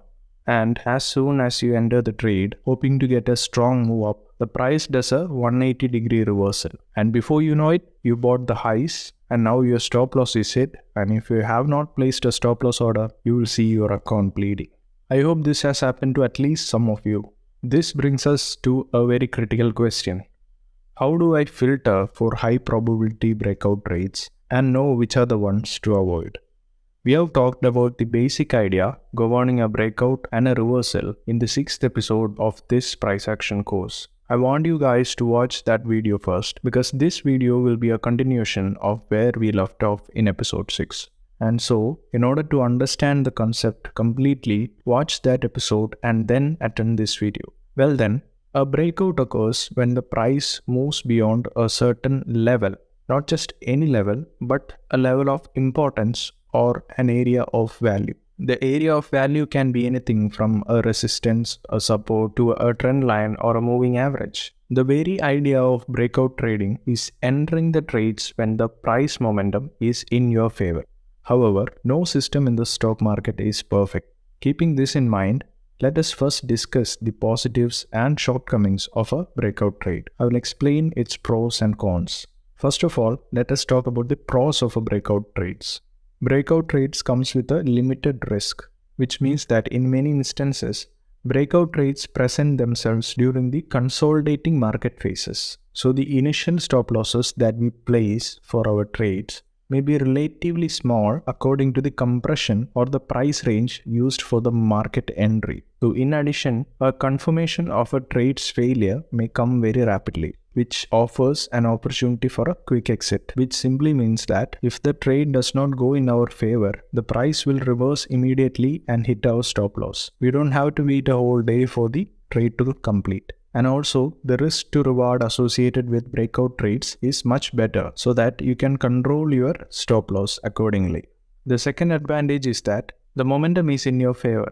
If a breakout trade is successful, large gains are possible. So getting in on strong trend early can be a profitable situation. And the third advantage is trade management, which means that the market entry and exit are predefined, with the stop losses and profit targets being identified before the trade. So that our only job is to place the stop losses and targets and wait for either one of them to get hit. Now talking about the disadvantages, number one is false breakouts. So false breakouts are a considerable part of the breakout approach of trading. No matter how sound your methodology used in identifying the breakout is, or how good your system is in quantifying the market, in many instances, a signal may appear to be solid, but it will end up lacking the intended participation or the increased participation from the market participants, which is the most essential thing for a breakout trade to succeed. The second disadvantage is associated with opportunity cost.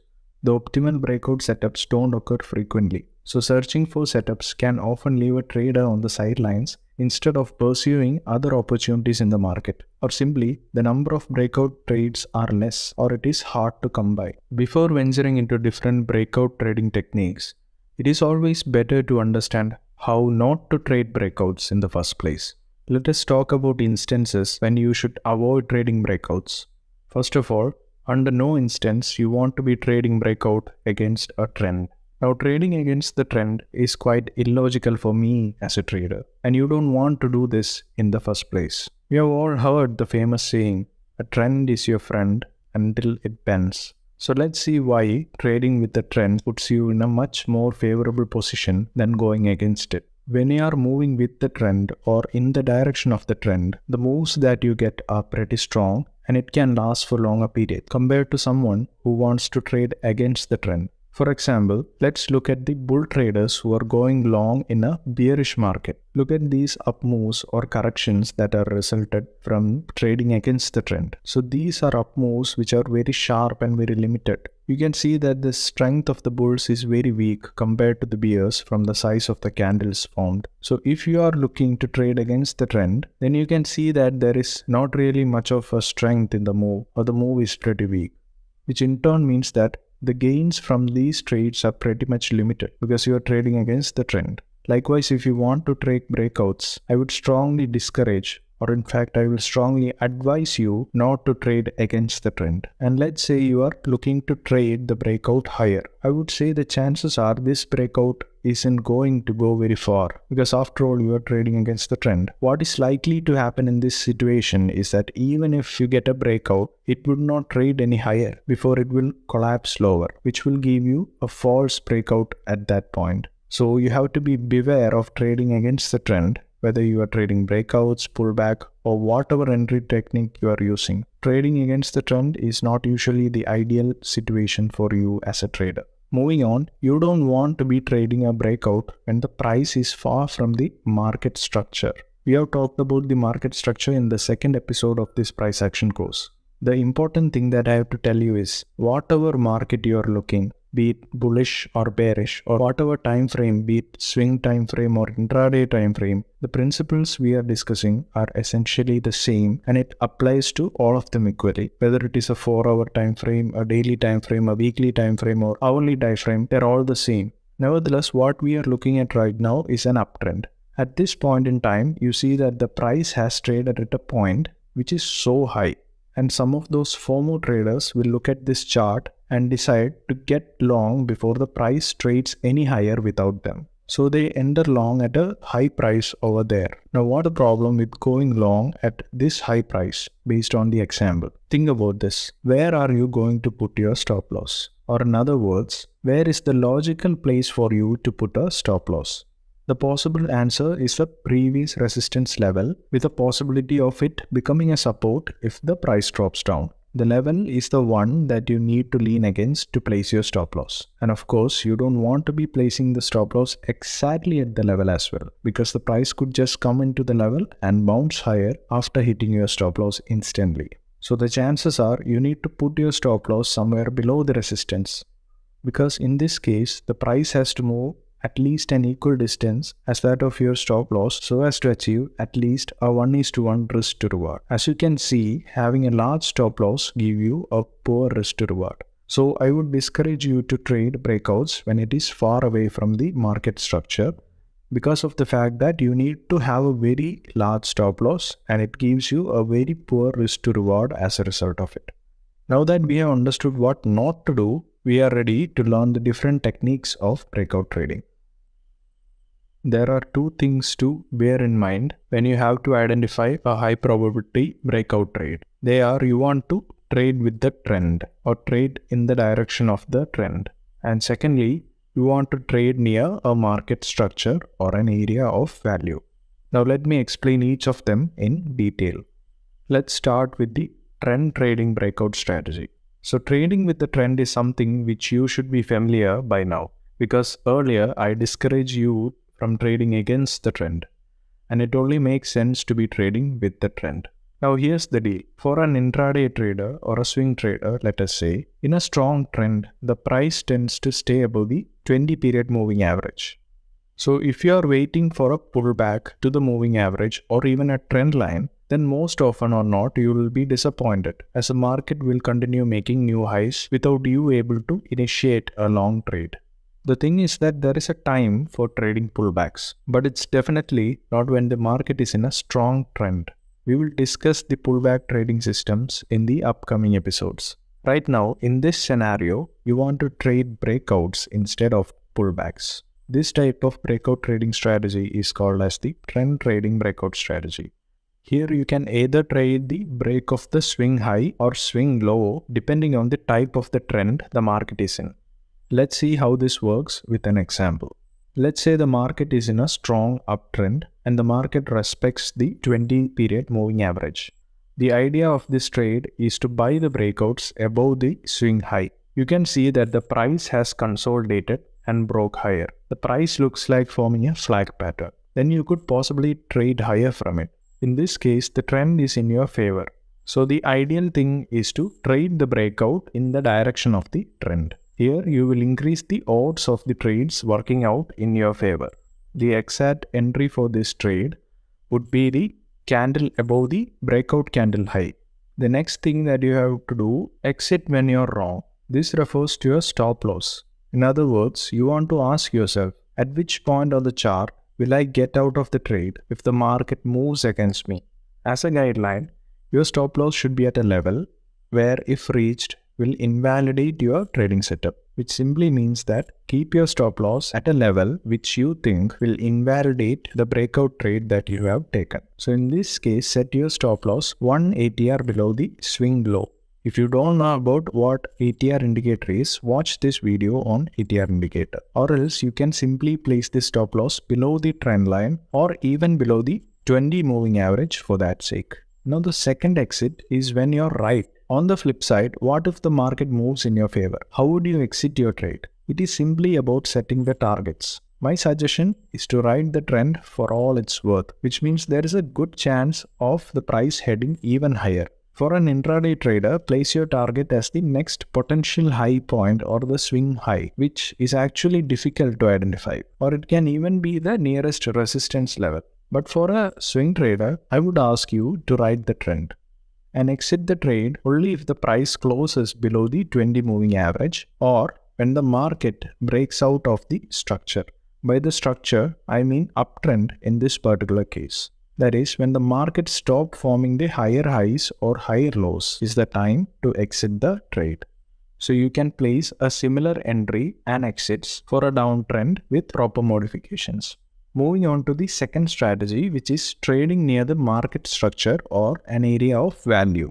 Earlier, we have discussed that when the price is very far away from the structure, it doesn't really make much of a sense because your stop loss is so large and you will get a very poor risk to reward. But what if you're trading the breakout when it is near the structure? In this example, you can see an area of resistance. Resistance in a market, as you may know, is an area where there will be potential sellers coming in or where the supply is higher than the demand. Now the price tested the area of resistance and the price break and closed above it. This is a breakout of resistance, which is slightly different from the breakout of a swing high as we have discussed earlier. Because resistance is a much more respectable area in the chart, so the probability of the trade success in this case is higher. Now if you are looking to get long right now, where is the logical place to put your stop loss? The possible answer would be below the previous resistance turn support. You can put the stop loss somewhere below the previous resistance. So this is a much tighter stop loss. With a much tighter stop loss, it gives you a better risk to reward because the price does not have to move a lot in your favor to start giving you the gains. And why do you think you have a much tighter stop loss? It is because you are trading much closer to the market structure. So compared to the earlier example where the structure was too far away, it does not really make any sense to make a trading in that scenario. Now, identifying when to trade is as important as knowing how to trade. The breakout trade near a market structure can be classified into three types. Number one is breakouts with build-up.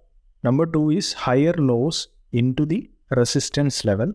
And finally, number three is the lower highs into the support level. Let's start with the first one, that is breakouts with build-up. Now, build-up is basically a congestion or consolidation or a tight range near an area of value. You can think of a build-up along these lines. A lot of traders will look at the prices consolidating at the resistance. These traders go short at the resistance or somewhere in the middle of the range, and they will place their stop loss above the resistance. That's what they will do because at the resistance, it makes sense to go short. But think about this a little deeper. If the price is consolidating at the resistance, what does it really tell you? You know that resistance is an area where there are potential sellers who will come in and push the prices lower. But in this example, the price is consolidating at the area of resistance. So where are the sellers? Why aren't they pushing the prices lower? And why is that? The reason why the sellers are not pushing down could be one of these two things. Either there are no sellers out there who are interested in selling, or there are equally strong buyers at the resistance. No matter what the scenario, whether it is number one, there are no sellers, or number two, there are equally strong buyers, it does not look good for traders who are looking to short either way. And on top of that, the clusters of stop losses above the resistance level would create an incentive for the smart money or the big players to actually break out higher so that they can leverage the stop losses to take the market above the resistance. So my point is that when you see a consolidation at a resistance, basically a build-up just in front of the area of resistance, this is a sign of bullish strength. In this scenario, I'll be looking to go long, and my trade entry is when the price trades above the breakout candle high, and I will put my stop losses below the resistance level. That is, below the low of the build-up or consolidation. Or you can even keep it around 2 times the ATR value below the resistance. Now talking about the targets, my target would be the next nearest structure. In this case, the next nearest resistance level. Now look through your charts, look through in the price approaching the support area, and ask yourselves what happens if there is a consolidation at the support area, and what will you do? Comment down below. So build-up is a core concept whenever we trade breakouts. However, there are variations of it. For example, when you see higher lows into resistance, it is a sign of a strength or weakness. Now think about it.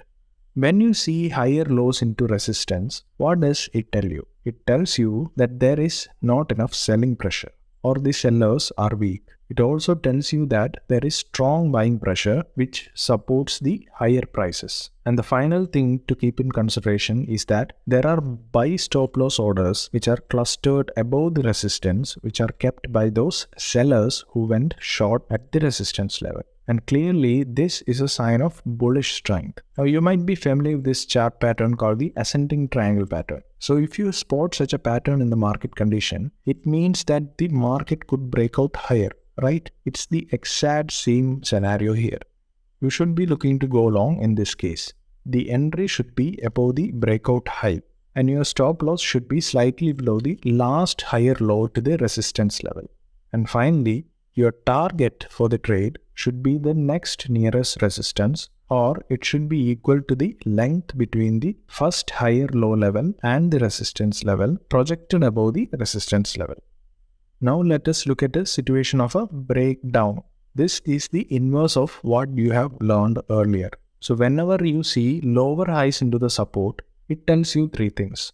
Number one, there is no buying pressure or the buyers are weak. Number two, there is strong selling pressure pushing the price even lower. And number three, there are sell stop loss orders clustered below the support level which are kept by the buyers who went long at the support. Now clearly, this is a sign of weakness in terms of buying.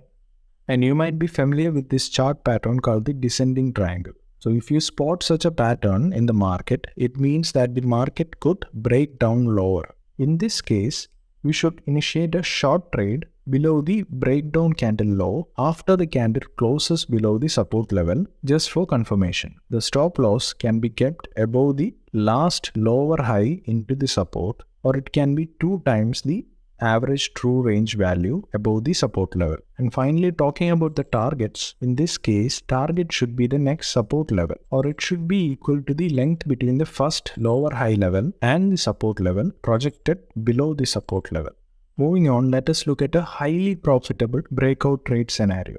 Now here's the thing, the market is always changing. It moves from a range to a trend, from a trend to a range, etc. The longer the market stays in a range, the harder it breaks. This is true, but why is it true? Because the longer the market is in a range, the more orders are placed in the market. Let me explain. The bullish traders will put buy orders above the resistance, hoping to cash the breakouts. Similarly, the bearish traders will look to short the market at the resistance, and they will have their stop loss, which is also a buy stop loss order, and they place it above the resistance. And as the time passes, you will get an overwhelming amount of buy stop loss orders above the resistance level. And by some chance, if the market manages to break out of the resistance, it will trigger all of these clusters of buy stop loss orders, which will fuel further buying pressure, and in turn, it will take the market higher. So, if you want to identify explosive breakout trades with high profitability, you have to pay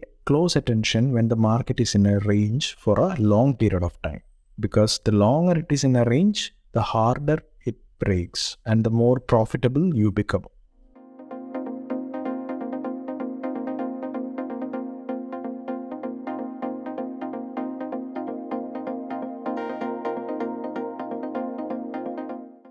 In the previous episode, we have discussed about breakout trading in great detail.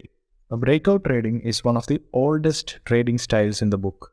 You watch the price consolidate within a range, and then when the price breaks out of that range, you pounce onto the trade and enjoy the benefits of a strong move. And often when the price has been stuck in a range, it will move out of that consolidation range with some good momentum, giving the traders a good profit potential. But, and it's a big but, the breakout pattern has an evil twin, which is actually a curse to all the breakout traders, and it's none other than the fake out. If you have ever traded breakouts, you'll recognize this situation. Just when you think you have caught the big move, the market turns against you and shakes out of your trade. So, how can we tell the difference between a breakout and a fake out? Now, there are a number of tools that traders can use. But the first thing I have to let you know is that there is no way you can avoid false breakouts completely. There are certain times, no matter how good a setup you have, you're still going to get caught in a false breakout. But you can minimize the chances of getting caught in a false breakout We have got some price action methods and some tips that you can make use to minimize your chances of getting a false breakout. With that being said, the first tip I have for you is to stop chasing the power moves or stop going after the power moves into an area of value. What are power moves? I have talked about power moves in the episode 6 of this price action course when we talked about reversals. But let me talk about it briefly so as to brush up your memory. If you see a big or strong momentum move with large candles, this is what a power move is. Now if the price moves up from a level with little or no pullback and then it goes up higher, breaking an area or a level of value like a support or resistance, then my advice is not to chase the breakout of this type, because more often or not, the market tends to reverse under these conditions. And why am I so sure and why is it so? Let me give you a very simple explanation of why this actually occurs. When you chase a market where the price is making a strong move or a power move, there is no floor or support to these higher prices. Now if you look at the chart, most of the time the price exhibits a specific type of price action where the prices goes up and then retraces or pulls back. In this type of price action, there are levels like swing lows to support these higher prices. What this means is that, for example, take the case of a resistance. If the market were to reverse from the resistance, it would find a floor or a support where potential buying pressure could push the price higher. These types of moves are more sustainable because they are a series of higher swing levels along the way to support these higher prices. Now what happens when the market has given a power move into a level? In this case, let's talk about a resistance level.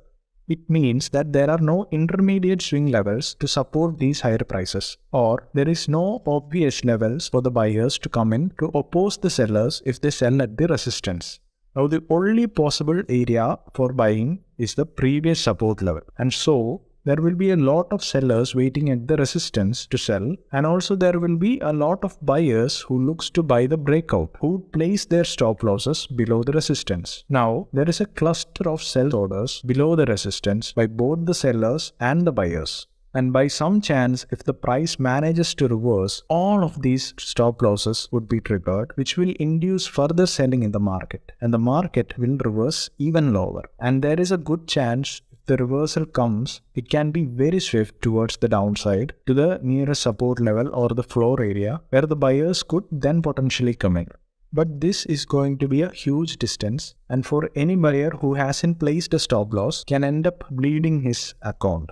So as a matter of fact, you want to stay away or stay on the sidelines if you are a breakout trader under such conditions where there is a power move in the market to an area of value.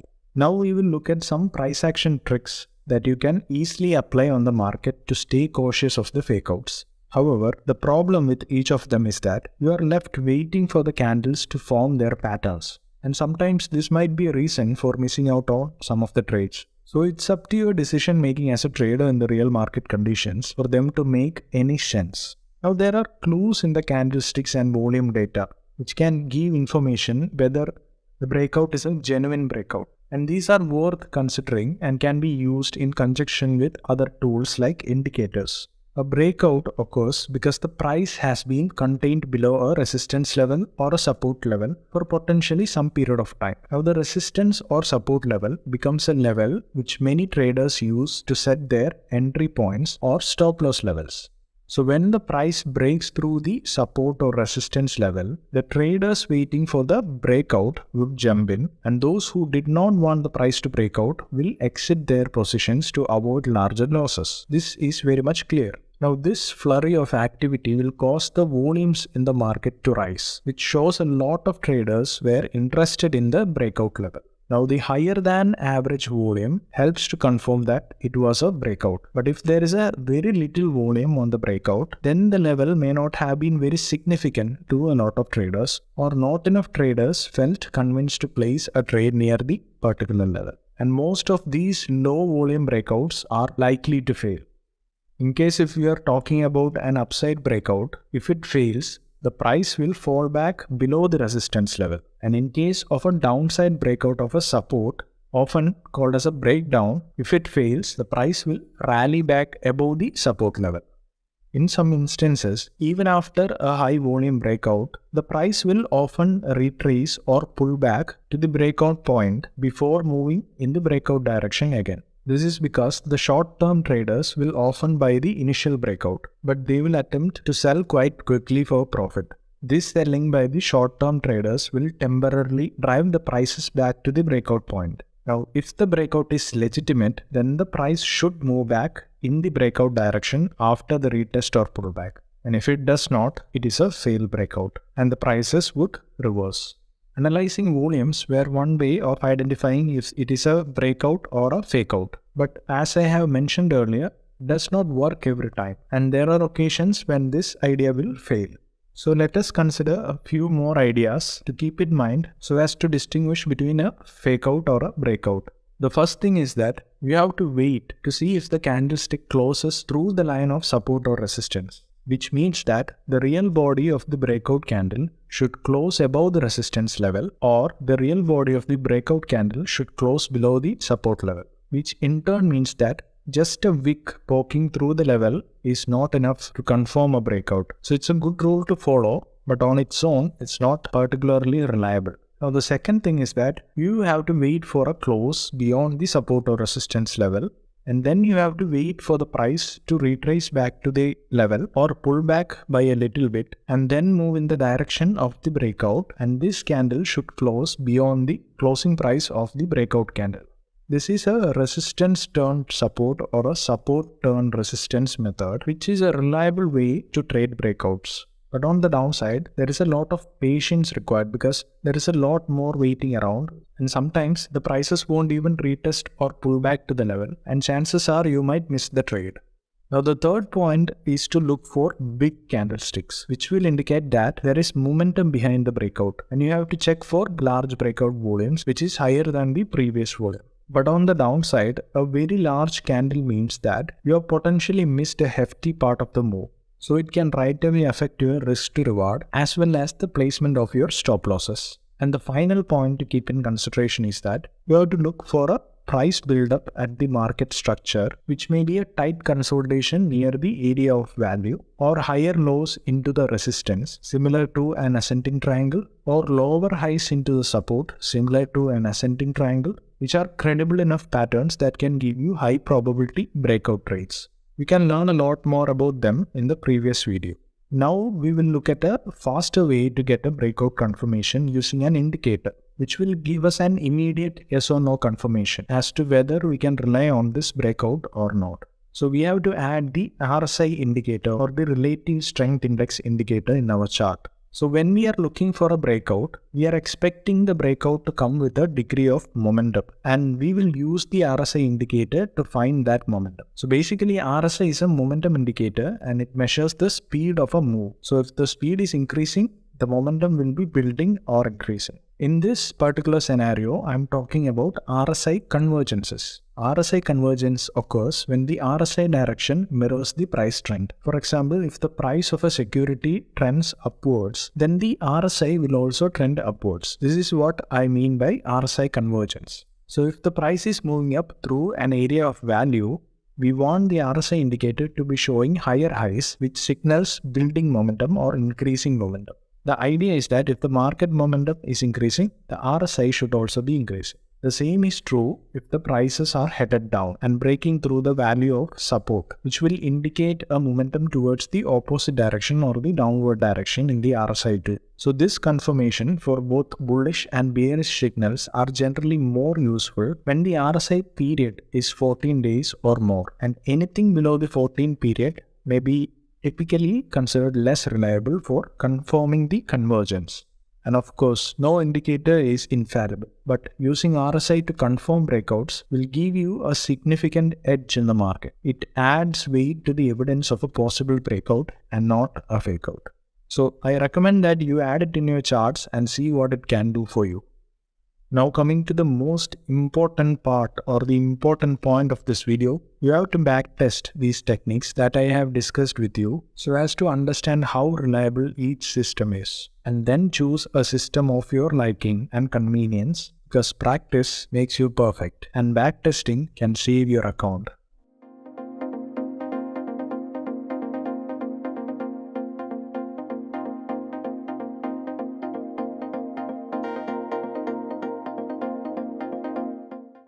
In this episode, we are going to learn all about trading pullbacks. A pullback to an area of value is one of the best techniques when trading in the market direction. And it is also one of the safer techniques because of the confirmation that it gives. We will discuss the pros and cons of trading pullbacks, and we will talk about the likely places on the chart where the market will pull back and how to approach your trades. So if you are ready, let's begin. What actually is pullback trading and why does it work in the market? Now, a pullback is when the price temporarily moves against the underlying trend in the market. For example, in an uptrend, a pullback would be a move lower, or we can say it is a corrective move.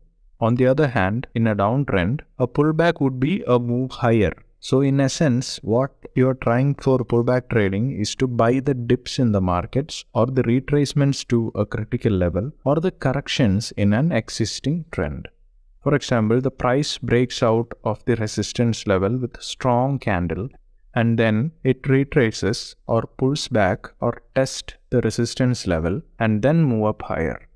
Another example would be if the market is trending higher. You are always looking to buy the dip or to buy the retracement or to buy the pullback so as to buy at the least possible price.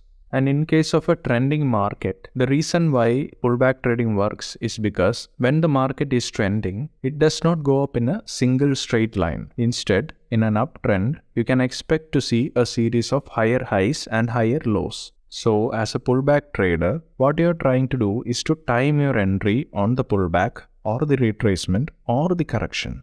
So, you are basically entering the trade as the market trades at lower prices during an uptrend.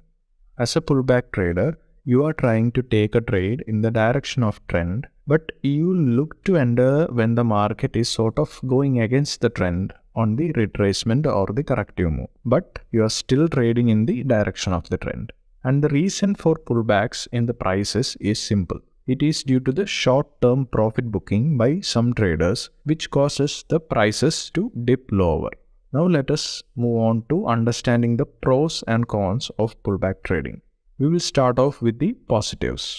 With pullback trading, you are basically buying low and selling high. For example, if you are trading pullbacks in an uptrend, you are basically buying at lower prices and the intention is to sell higher. And if you are selling pullback in a downtrend, you are basically selling at higher prices so that you can buy back at lower prices. And the second thing about this is that it is actually easier when it comes to your trading psychology when you are trading the pullbacks. The reason being, you are basically trading from an area of value. Because buying low and selling high is something that we are all accustomed to even when we start learning about the markets. Think about it in terms of a small business. Basically, what we want to do is to buy at lower prices and then sell at higher prices. Now we will talk about the shortcomings of trading pullbacks. Now the downside of pullbacks is that you might miss the move more often or not. Let me explain. For example, we know that an uptrend consists of a higher highs and higher lows. Let's say the price is pulling back or retracing back right now. Assuming that you are hoping the prices to retest back to the lows onto the trend line or the moving average. But what happens in the market is that the price does not pull back deep enough. And then it broke out higher without you being able to take an entry. So it ended up causing you to miss the move. This is the biggest disadvantage when it comes to trading pullback, which is that sometimes you actually miss the move while waiting for the price to come to your desired level. The second disadvantage, or maybe I won't call it a disadvantage, is that pullbacks are not suitable for impatient traders. Now, if you are an impatient trader or you have no patience to wait for a pullback, then this strategy might not be your piece of cake. Now that we have understood about the advantages and disadvantages of a pullback trade, let us learn how to approach a pullback trade. So there are a few things to look for on trading a pullback. The first point is to identify the market trend. Now, the first and foremost thing that you have to figure out while you trade pullbacks is to find the existing market trend. You must have a trend in the market because most often you will encounter a pullback opportunity when there is a trend in the market. And more importantly, make sure to trade in the direction of the trend and not go against the direction of the trend. Now, I'm not saying that there won't be any pullback opportunities if the market is not trending or if the market is in a range, but instead, the probability of getting a pullback setup is higher when there is a trending price action. And most often or not, during a range or consolidated price action, the market tends to give explosive breakouts where the chances for pullbacks are lower due to increased interest and participation by the market participants. Now, the second point is to identify an area of value. Here's the thing. Just because the market is in an uptrend doesn't mean you want to blindly enter a trade. Instead, you want to be trading from an area of value. An area of value could be any of these, including a swing low or a swing high, a support or a resistance level, a trend line or a moving average, etc. These are all potential areas on your chart where buying or selling pressure could step in. Now, the third point to consider is to look for an entry trigger or an entry area. Assuming that the market is trending higher and it has made a pullback towards an area of value. But this does not mean that we can blindly hit the buy button. As a pullback trader, you want to look for specific entry triggers to let you know that the buyers are stepping in, or to make sure that buyers are in control and they are about to take the prices higher. The entry trigger could be as simple as reversal candlestick patterns, which may be bullish hammers or bullish engulfing patterns, etc. So that's an entry trigger for us to time our pullback to get on board the trade and to join the existing trend in the market. Now, the fourth point is setting up your stop loss. Since you are trading pullback, the most important question is, where do we set our stop loss? Logically speaking, if you are trading pullbacks on a uptrending market, then your stop loss should be below the lows of the pullback.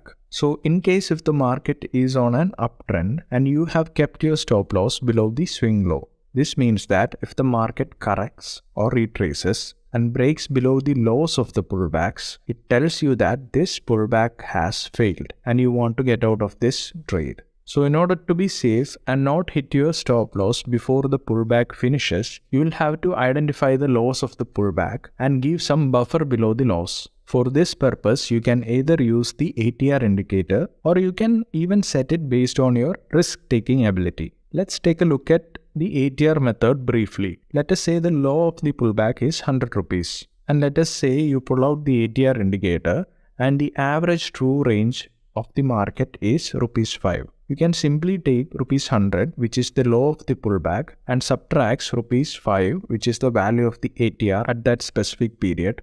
Now your stop loss turns out to be rupees 95, which will set a small buffer below the low of the pullback. Now a similar approach can be taken in case if the market is on a downtrend. And the final point is setting up your targets. Now where do you take profits? Let's say you are trading in the direction of an uptrend. What you can do is to reference the extreme swing high to take the profits.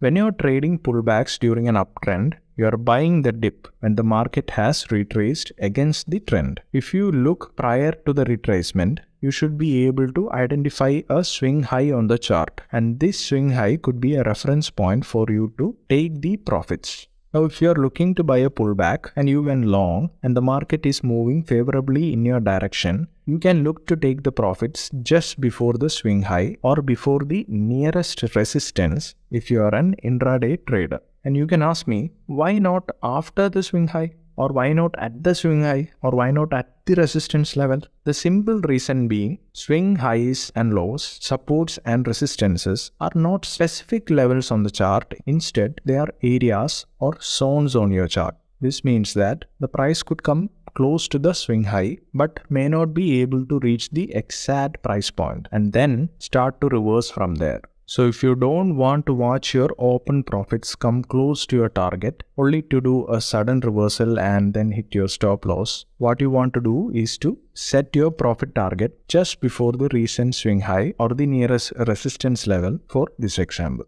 Now that we have learned how to approach our pullback trades, let us move on to the different ways of trading pullbacks successfully and how to employ the entry and exits in the right manner. Starting off with breakout pullbacks. Breakout pullbacks are very common and probably most of you have encountered them. Breakout pullbacks commonly happen at the market turning points. That is when the price breaks out of a consolidation pattern or a range. Now, some of the most popular consolidation patterns includes the head and shoulders, the wedges, triangles, rectangles, etc. So the question that naturally comes up is how to trade the pullbacks. Although there are many ways how you can approach the pullback trading, I will talk about two main concepts of pullback trading during a breakout. Now, these principles can be applied to all other pullback scenarios that we will discuss along. Let us take the case of an aggressive trader. Now, the aggressive trader waits for the price to come back to the pullback area, which may be a support or a resistance level, a trend line, a moving average, etc. And he enters the trade right away when the price pullbacks to the level. Let us say the point 1 marks this approach in the scenario of a breakout and pullback. Now, there are a few more points that you need to consider when choosing such an approach. Using an aggressive trade entry, you may be able to enter at the best possible prices, as this point can often mark the extreme point of the correction wave and the pullback phase. So the potential reward to risk ratio is highest following such an approach because the stop loss can be placed very tightly. But the major drawback is that you enter a trade against the price direction without any confirmation. So the price could easily go against your trade. So such an approach can therefore have a lower win rate or a lower probability of success. But the higher reward to risk ratio may offset it though. But I wouldn't go by this method. Me, being a conservative trader, waits until the price continues the trend structure and breaks over the pullback. With this approach, the trader goes with momentum and confirms that the trade is in the desired direction, unlike the aggressive trader's case where there was no confirmation of the trade direction. Now, the conservative approach or the conservative entry happens later and therefore the potential reward to risk ratio is smaller. If you ask me, there is no right or wrong when it comes to trading, and it all comes down to your personal preferences as a trader. Now, talking about the stop losses, you have to place the stop loss below the pullback low in case of a breakout on the upside, and make sure to add the suitable buffer based on your risk potential, or you can even use the ATR indicator to do the same.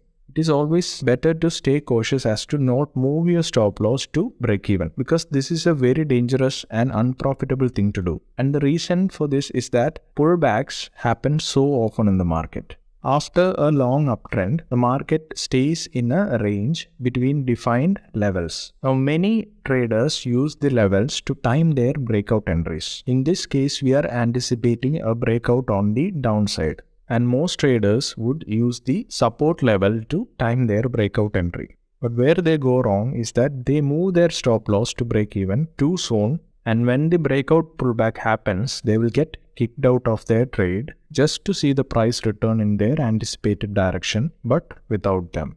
Finally, the targets can be the next potential resistance level, or place a suitable target based on the type of consolidation pattern the market was in right now. Be it a wedge, be it a triangle pattern, be it a rectangular pattern. Use a suitable target based on the consolidation pattern formed in the market. Now, the second way of trading pullbacks is using horizontal steps. Now, the stepping behavior can be observed during many trending phases in the market. During the ongoing trending phases, the price will often present those stepping patterns. This pullback approach is a great addition to the previously discussed breakout pullback. The breakout pullback happens very close to the market turning points. But if the trader misses the initial entry opportunity, the horizontal steps can allow the trader to find alternative entry scenarios. It also helps the trader to enter a trade even if the pullback does not form a swing low touching the trend line or a moving average. In case of an uptrending market, the entry in this case would be during the retracement from a swing high level to the previous swing high levels, and using confirmation candlesticks like bullish engulfing or hammer patterns for the trade entry. And if you talk about the stop loss for the trade, it would be suitable to place the stop loss below the step pattern or the swing low with a suitable buffer depending on your risk appetite. Further, a trader could simply choose to use the stepping pattern as a trial stop loss behind the trend in a much safer way. In this case, the trader waits until the price has completed a particular step and then trial the stop loss behind the last pullback area. And because of this, the stop loss is protected and it is not very vulnerable.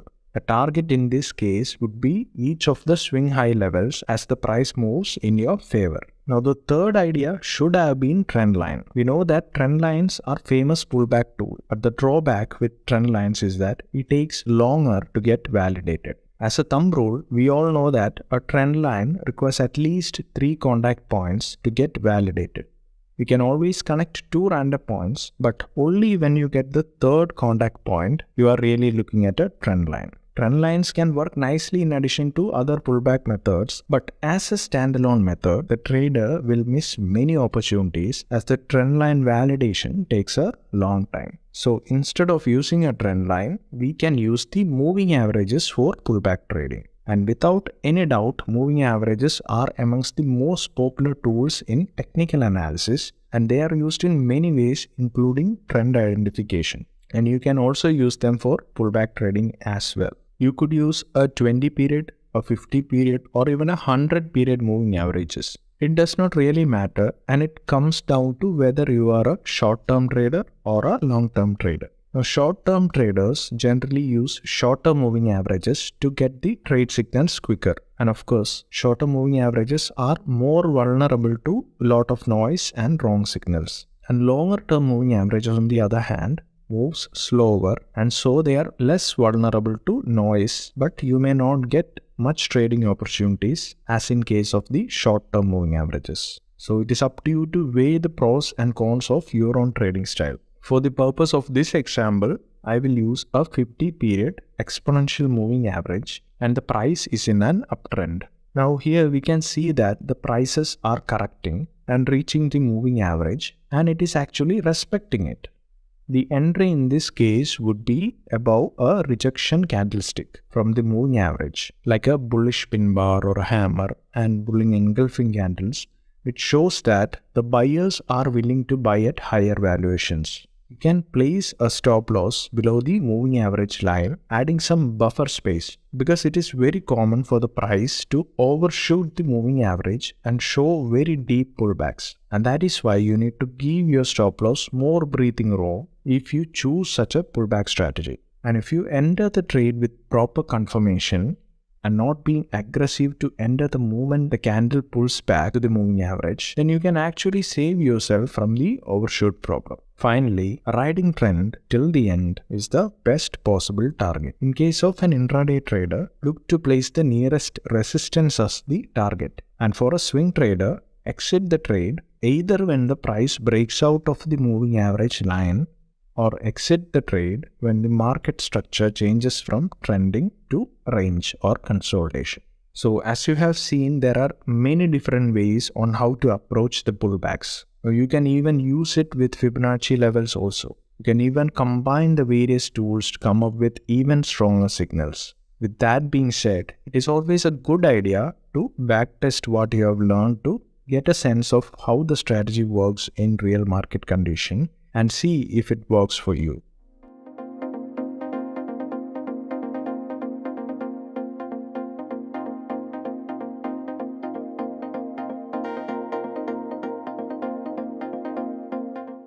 Reversal trading can be one of the most profitable trading strategies you can use. You can trade reversals in trending markets, ranging markets, and even against the trend. We have discussed the concept regarding reversals in the 6th episode of this price action course. Do check out that video to know the basic stuff regarding how reversals work. In this video, however, we will talk about the reversal trading strategies with respect to price action. Reversals refers to large price changes where the trend changes its direction altogether. But the thing is that when it starts to occur, a reversal isn't distinguishable from a pullback. And the main difference between them is that a reversal keeps going and form a new trend, while the pullback ends and then the price starts moving back in the trending direction, or simply the price will continue with its previous trend.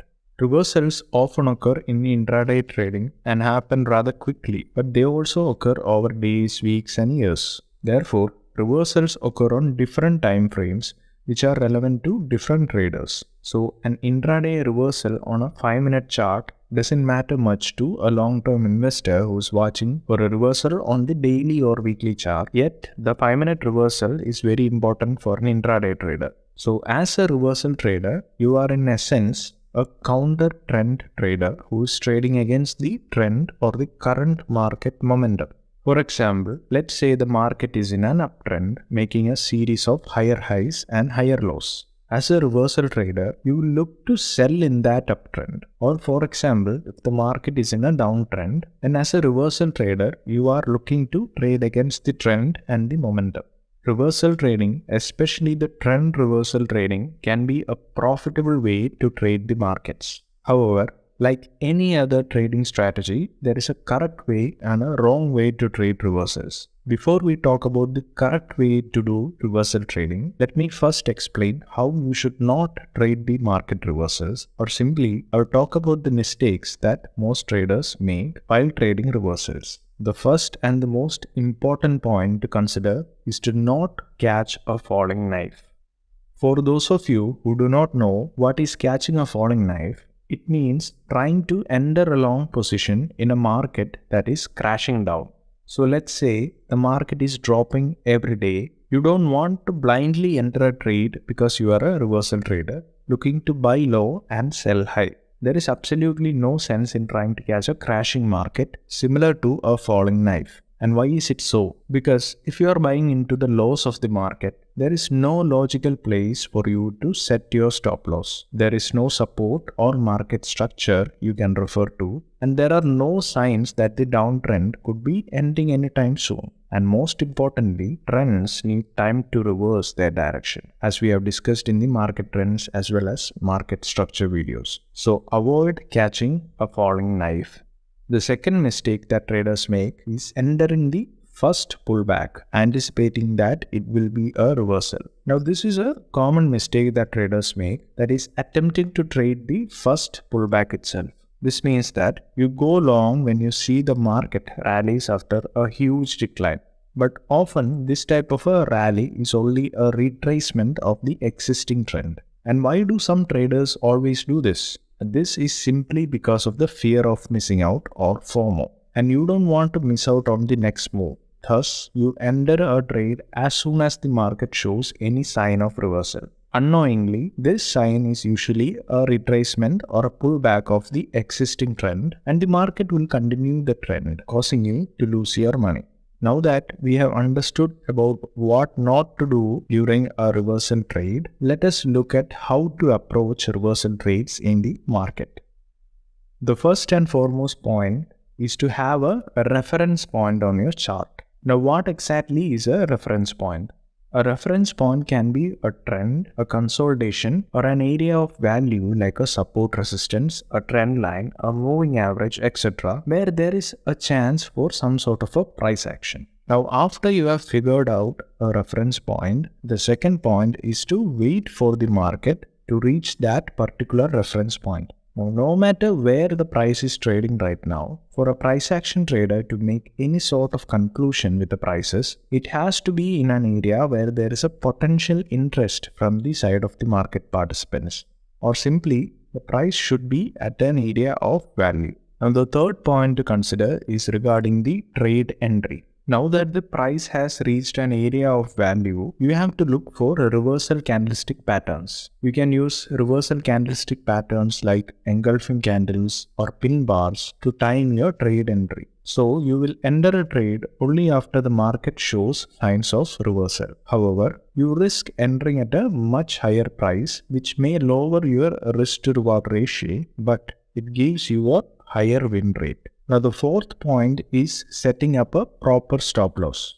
When it comes to stop loss, you want to place it at a level that invalidates your trading setup. This means if your stop loss is hit, then the pattern is broken. There is no reason to stay in the trade any longer. So it is generally a good idea to keep the stop loss with reference to the area of value and the highs or lows of the reversal candlesticks by giving the ample buffer space to save yourself from pullbacks. The buffer space can be decided using the ATR indicator or with respect to your risk appetite. And the final point to consider is to set a conservative profit target. Now your exits depend on your goals. So what do you want to accomplish? Either you can capture a swing or ride a trend. So if you want to capture a swing, then you can exit the trades before the opposing pressure comes in.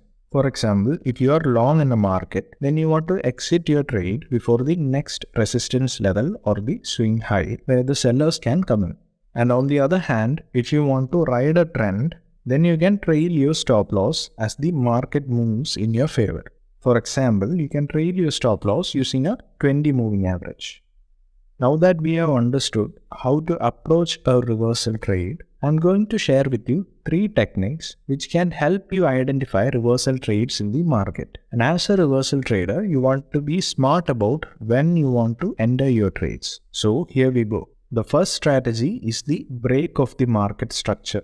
We have talked about the different stages of market in the market structure video, and we also know how to identify a particular trend type from the market trends video. Now think about this. In a trending market, let's say an uptrend, the price makes a higher high and higher lows. And what do I mean by a break of the market structure?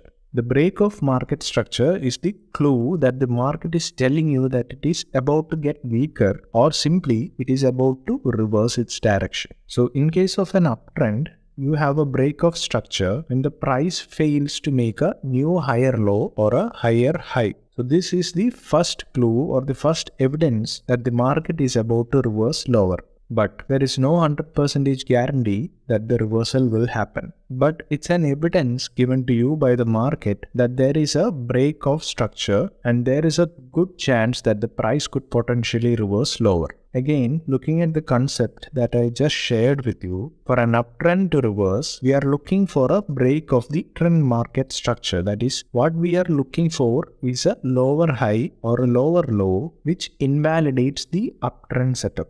At this point, you have actually got a lower high, and when the price breaks below the area of support formed by the previous higher low, you will have a lower low. This tells you that this trend could be weakening and the trend could eventually reverse. Now the trend will not reverse all of a sudden because markets need enough sellers to bring the prices down, and so most often the market go into a phase of consolidation where the price will stay inside a range for some time and then it will show a trend reversal when there is an ample selling pressure available. This time when the price breaks out of the consolidation or the distribution stage and move lower is actually the best short trade entry for a reversal.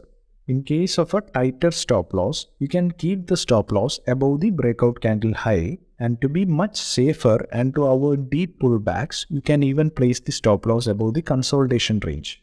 The target in this case will be the nearest support level. Now let us consider this in case of a downtrending market. Again, we will apply the break of market structure concept. We can see that during a downtrend, there is a series of lower highs and lower lows. The break of downtrend structure comes when the price stops forming the lower highs and lower lows, or simply when you have a higher high because the price broke the prior resistance formed by a lower high, or if it formed a higher low. This again should give you a strong clue that this downtrend could possibly come to an end and the market could potentially reverse its direction. In this case also, the reversal may not come quickly. Instead, there can be a consolidation or an accumulation stage where the buyers can come in ample quantities so as to take the market higher. Here also, the trade entry would be when the price breaks above the accumulation stage and moves higher.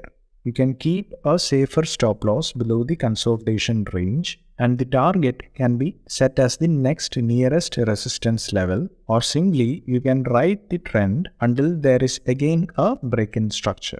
Now there is no such thing as guarantee in trading or in price action or in whatsoever. So if anyone promises you guarantees, then it's better to stay far away from them. This is why I like to use words like probably, likely, possibly. So keep that in mind. There is no guarantee for anything, and especially when it comes to trading. Now, the second strategy is the higher time frame reversal structure. So in a market, it's very important to pay attention to where you are in terms of the big picture, or simply you should stay attention to what the higher time frame is doing. This is where the higher time frame reversal structure comes in handy. In this example, the price apparently breaks above the swing high and then it collapses lower below the support level. At this point, a lot of unaware traders would have bought the breakout on the upside only to get caught on the wrong side. And why is that? This is a chart in the 4-hour time frame. Now let's see the same chart on a higher time frame, for example a 1-day period. On the higher time frame chart, it is evident that most of the traders are buying the breakout into a previous support level as shown that could eventually act as a resistance, and thus it makes a very low probability breakout trade. This means that the traders are buying into a huge selling pressure. And what do you think will eventually happen? It's pretty much no wonder why the market reversed from the resistance level. This is what I mean by a higher time frame reversal structure. So what exactly are we looking at? In case of this strategy, we have to look for a higher time frame area of value like a support or a resistance where the prices can eventually reverse, and you can then take a trade entry on a lower time frame with the help of a reversal candlestick for confirmation. In this case, there was a false breakout and you can leverage the highs of this false breakout to place your stop loss. Now the third strategy we will be discussing is using moving averages.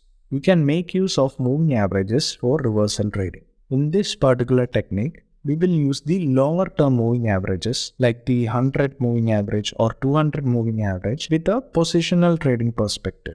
We know from the basics that if the price is above the 200 moving average, for example, we should try to stay long, and if the price is below the 200 moving average, try to stay short on the market. Now the reason for this is quite simple. If you think about this, the 200 period moving average summarizes the price of the last 200 candles based on your time frame. So if the price is right now above the 200 moving average, it is telling you that the price has been trending higher. And similarly, if the price is below the 200 moving average, it is telling you that the price has been trending lower. This is a simple way to tell you what's the long-term trend on the particular chart that you're trading. Why is it a long-term trend on the particular chart of your trading? It is because you could be using a 200 moving average on a 5-minute time frame. That is not really a long-term trend because it's a 5-minute time frame, right? Likewise, it can be a 200 moving average on a daily time frame. Then that's a pretty long time frame. So it is actually the long-term trend of the chart that you are trading, and depending on what time frame you are looking at.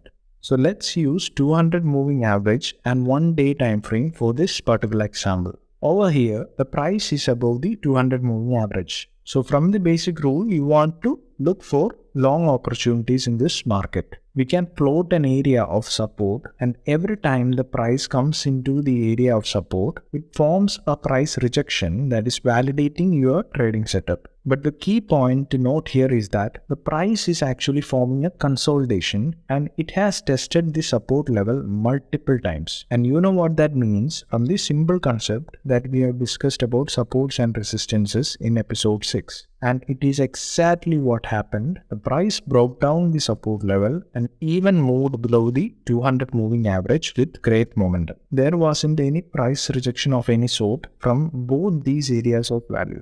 Now, we can have a short bias since the price is trading below the 200 moving average, and now we can look for opportunities to go short on the market. Now, this is how you can actually use the 200 moving average to give you a bias to know whether you should go long or stay short. And after you have identified your bias, then just reference to a market structure like a support or a resistance or even the moving average itself to kind of identify the area of value that you want to trade from. And sometimes the price will test the 200 moving average, which is actually an area of resistance, and if it turns out to be a false breakout of the highs, you can use the help of reversal candlestick patterns to take a reversal trade lower. Anyway, the 200 moving average is useful to help you find out the trend reversals and to identify the trade on the right side of the trend. Now, these are some of the techniques which you can adopt and backtest in the market conditions to check if they work for you. And if it does, the entry and exits can be decided based on your risk appetite and patience.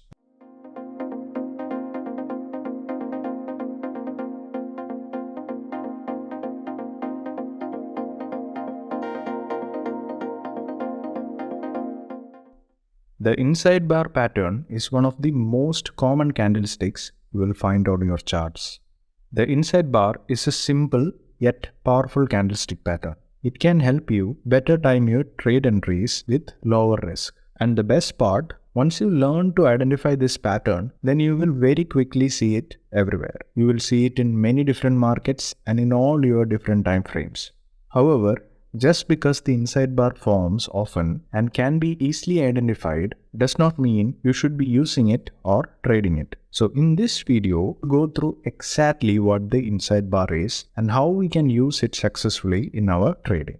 What exactly is an inside bar pattern? The inside bar pattern is a candlestick pattern where the price forms completely within the previous candlestick. So for an inside bar to be considered valid, both the high and the low of the candlestick needs to be completely inside the previous candle's range. Most often or not, traders have this confusion around the wicks or shadows of the candlesticks. To clear this up from the start, the inside bar takes into account the candlestick's shadows or the wicks also. This means that the high and the low, including the wicks of the inside bar candle, must be within the high and the low of the previous candlestick. To simplify this even further, inside bar must have a high that is lower than the previous candle's high, and it should have a low that is higher than the previous candle's low, including the wicks. However, not all inside bars are created equal. There are different types of inside bar patterns formed in the market. Let us take a look at a few of these. The first type is an inside bar with a small range. So this is a standard inside bar where the range of the candle is small and it is covered by the prior candle or the previous candle. Now this tells you that there is an indecision or low volatility in the market. We will talk about this further in this video. The second type is the inside bar with a large range. Now you can have an inside bar with a large range. So this is still an inside bar as the range of the candle is covered by the prior candle or the previous candle. But in this case, you will notice that the range of the inside bar is too large. Now, depending upon the close of the inside bar, this could either represent an indecision in the market or a reversal in the market. Now let's see an example each for the long range candles of these types. As you can see, in the first category, there is a large inside bar with bullish close which shows signs of bullish strength. Moving on to the second type, it is a large inside bar with a small real body which shows signs of indecision. So depending upon the range and the real body, the inside bar can either represent an indecision or a reversal in the market. Now the third type of inside bar is multiple inside bars. So in this case, you have multiple inside bars together. This is a powerful pattern because it tells you that there is a low volatility in the market. To briefly talk about volatility, low volatility is associated with weak participation from the market participants, or it can signify weak price movements, while a high volatility is associated with elevated interest from the market participants. And we know the market volatility is always changing. That is, it moves from a period of low volatility to a period of high volatility and vice versa. So, when you see multiple inside bars together, it is a strong sign that the market is about to make a big move soon. Now, the fourth type is the Hikake pattern, which is a variation of the inside bar. This is actually a must-know pattern for all the traders because this pattern helps you identify a false breakout from the inside bar pattern. Imagine this situation. You identified an inside bar and you are hoping that the market will go higher, or simply you have a bullish outlook. So you go long when the price breaks above the highs of the inside bar. But the next thing you know, the market does a 180-degree reversal and collapses lower, and you are now in deep loss. Now this is what we call a Hikage pattern, which is a false breakout pattern. Now there are two variants of the Hikage pattern. The first type is a bearish Hikage pattern, which actually entices the bulls or the buyers into buying and then trap them and make them hit their stop loss. The second one is the bullish Hikage pattern, which actually entices the bears or the sellers into shorting the market only to trap them and reverses the price against their position. Now the Hikage pattern can be traded the same way you trade an inside bar, which we will discuss as we move along this video. But this is a much more powerful strategy since the breakout traders get caught on the wrong side of the move and their stop loss would push the market in your favor if you take the right side of the trade. Now let us talk about the nature of an inside bar or the outlook of an inside bar in the market. The inside bar is actually an indecision candlestick pattern.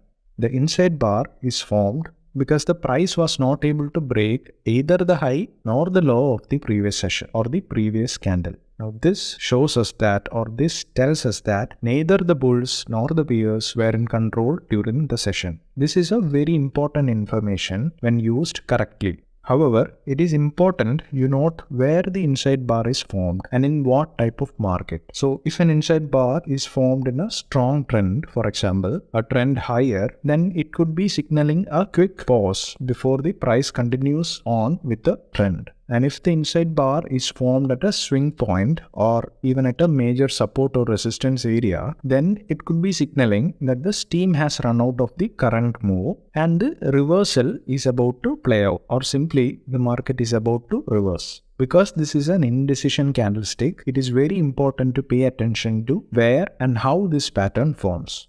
Moving on, let us look at the best time frames to trade the inside bar candle. As I have mentioned earlier, you will be able to find this pattern on all your time frames, from the 1-minute chart right through the monthly chart. However, just because you can find an inside bar on all your time frames does not make them all created equal, because inside bars formed on a higher time frame will hold more weight compared to inside bars formed on a smaller time frame. The reason for this is simple because of the time that goes into forming this pattern. So if price action is showing indecision and it cannot break the previous candlestick high or low on the 1-minute time frame, that shows us that for 1 minute the price was stuck. However, if we see that the price could not break higher or lower on the daily time frame and it formed an inside bar, then it shows that for a whole day neither the bulls nor the bears could gain control of the market. This leaves us with the conclusion that the higher time frame inside bar candle holds a much higher weightage than an inside bar on a shorter time frame. Well then, let's talk about the trading strategies. Now, there are many ways you can use the inside bar in your trading. You can use it to find new trades, and you can also use it to manage your trades. The three simplest and most common strategies to trade the inside bar are the inside bar breakout, the inside bar reversal, and the inside bar trend trading strategy. Let us start with trading the inside bar as a breakout. The first key to trading the inside bar as a breakout strategy is identifying a strong trend, either higher or lower. In this example, the price is in a strong trend lower, and because there is a strong trend, the inside bar represents a pause in the price action where some profit booking is being taken and the price is taking a breather. So when you are looking to enter with the inside bar breakout, you are looking to enter when the signal confirms itself. This happens when the price breaks the inside bar high or the low in the direction of the trend. In this particular example, we are looking to take a short entry when the signal confirms itself and breaks lower with the trend. Or simply, we are looking to enter when the price breaks below the previous candle low. But to be frank, I'm not a great admirer or a fan of the inside bar breakout strategy in particular. And it's simply because of the sheer number of false breakouts that this particular strategy can generate. Also, it is not a very smart move to trade an inside bar on a choppy range or consolidation because of its low probability trade. And why is it so? Because a range or a consolidation happens when the market is taking a breather or when the bulls or bears are in some form of indecision. So it does not make any sense to use an indecision candlestick to take a trade on a market where indecision exists. So personally, I would be well off using the other two strategies than the breakout. So moving on to trading the inside bar as a reversal. The key to inside bar reversal strategy is where the inside bar forms. To use the inside bar as a reversal, you need to see it formed at a swing high or a swing low depending on the market trend, and even at key price action levels or areas of values. And these levels are often the major support or resistance level. For example, the price approaches a support level, and we know that a support level is one where there can be higher chances for demand for the stock or where the buyers will be willing to enter a position. And if an inside bar was formed at or near the support, then it could be an indication that the price is looking to make a reversal back higher, and we could get long when the price breaks back above the inside bar high. But that being said, I prefer to wait for the price to make a reversal move first and then form an inside bar as shown in this case. Now what is the benefit of this? By doing this, I get to know two very significant things. Number one, that the buyers are in control at this period as they manage to make the first wave of reversal from the support level. Number two is that there is a volatility contraction due to the formation of an inside bar, and if the buying pressure could continue further, then it will manage to break out the reversal candles high and move higher. This is exactly when you can enter a long position, that is, when the price breaks out of the inside bar. This particular approach will let you enter the trade as the price moves in your favor. But on the downside, there is a possibility of a false breakout due to a bearish Hikake pattern, as we have learned earlier. You can avoid this trap by taking on a more conservative approach. You can wait for the breakout candle to close and enter the very next candle if the breakout candle managed to close above the reversal candle high. Now again, in this scenario, you risk missing a big move, or sometimes it can lower your reward to risk potential. So clearly, there is no right or wrong answer to it. So you have to find a trade entry which suits you best. When it comes to the stop loss, you don't want to set it beyond the lows of the inside bar, as the general rule states. And why is this? Because we have already learned that there is a variation of the inside bar, which is the Hikake pattern. This means if you set a stop loss just below the lows of the inside bar, you could get stopped out prematurely on a bullish Hikake pattern. So a better way to set your stop loss is using the ATR indicator. That is, you can place the stop loss 1 ATR below the low of the inside bar in case of long entry trades. This will ensure that your trade has more breathing room. So if you want to know more about the ATR indicator, you can watch the video here. Now, I will talk about setting the targets at the end of this video after we have discussed the next strategy. The third strategy is catching the trend. Previously, you have learned how inside bar allows you to catch reversals in the market. Now you will learn how to use it to identify trend trading opportunities.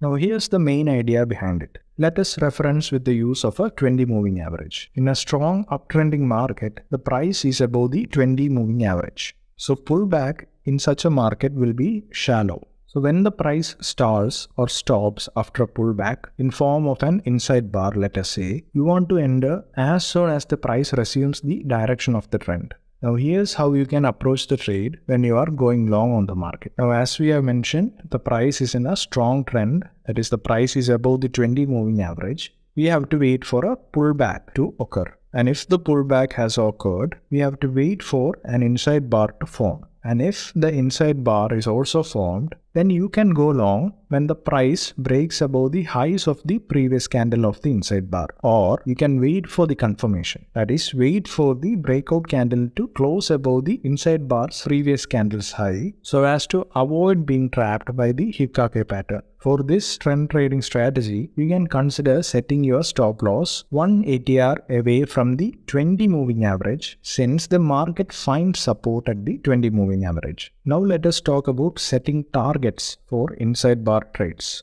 Now your exits or targets depends on your goals.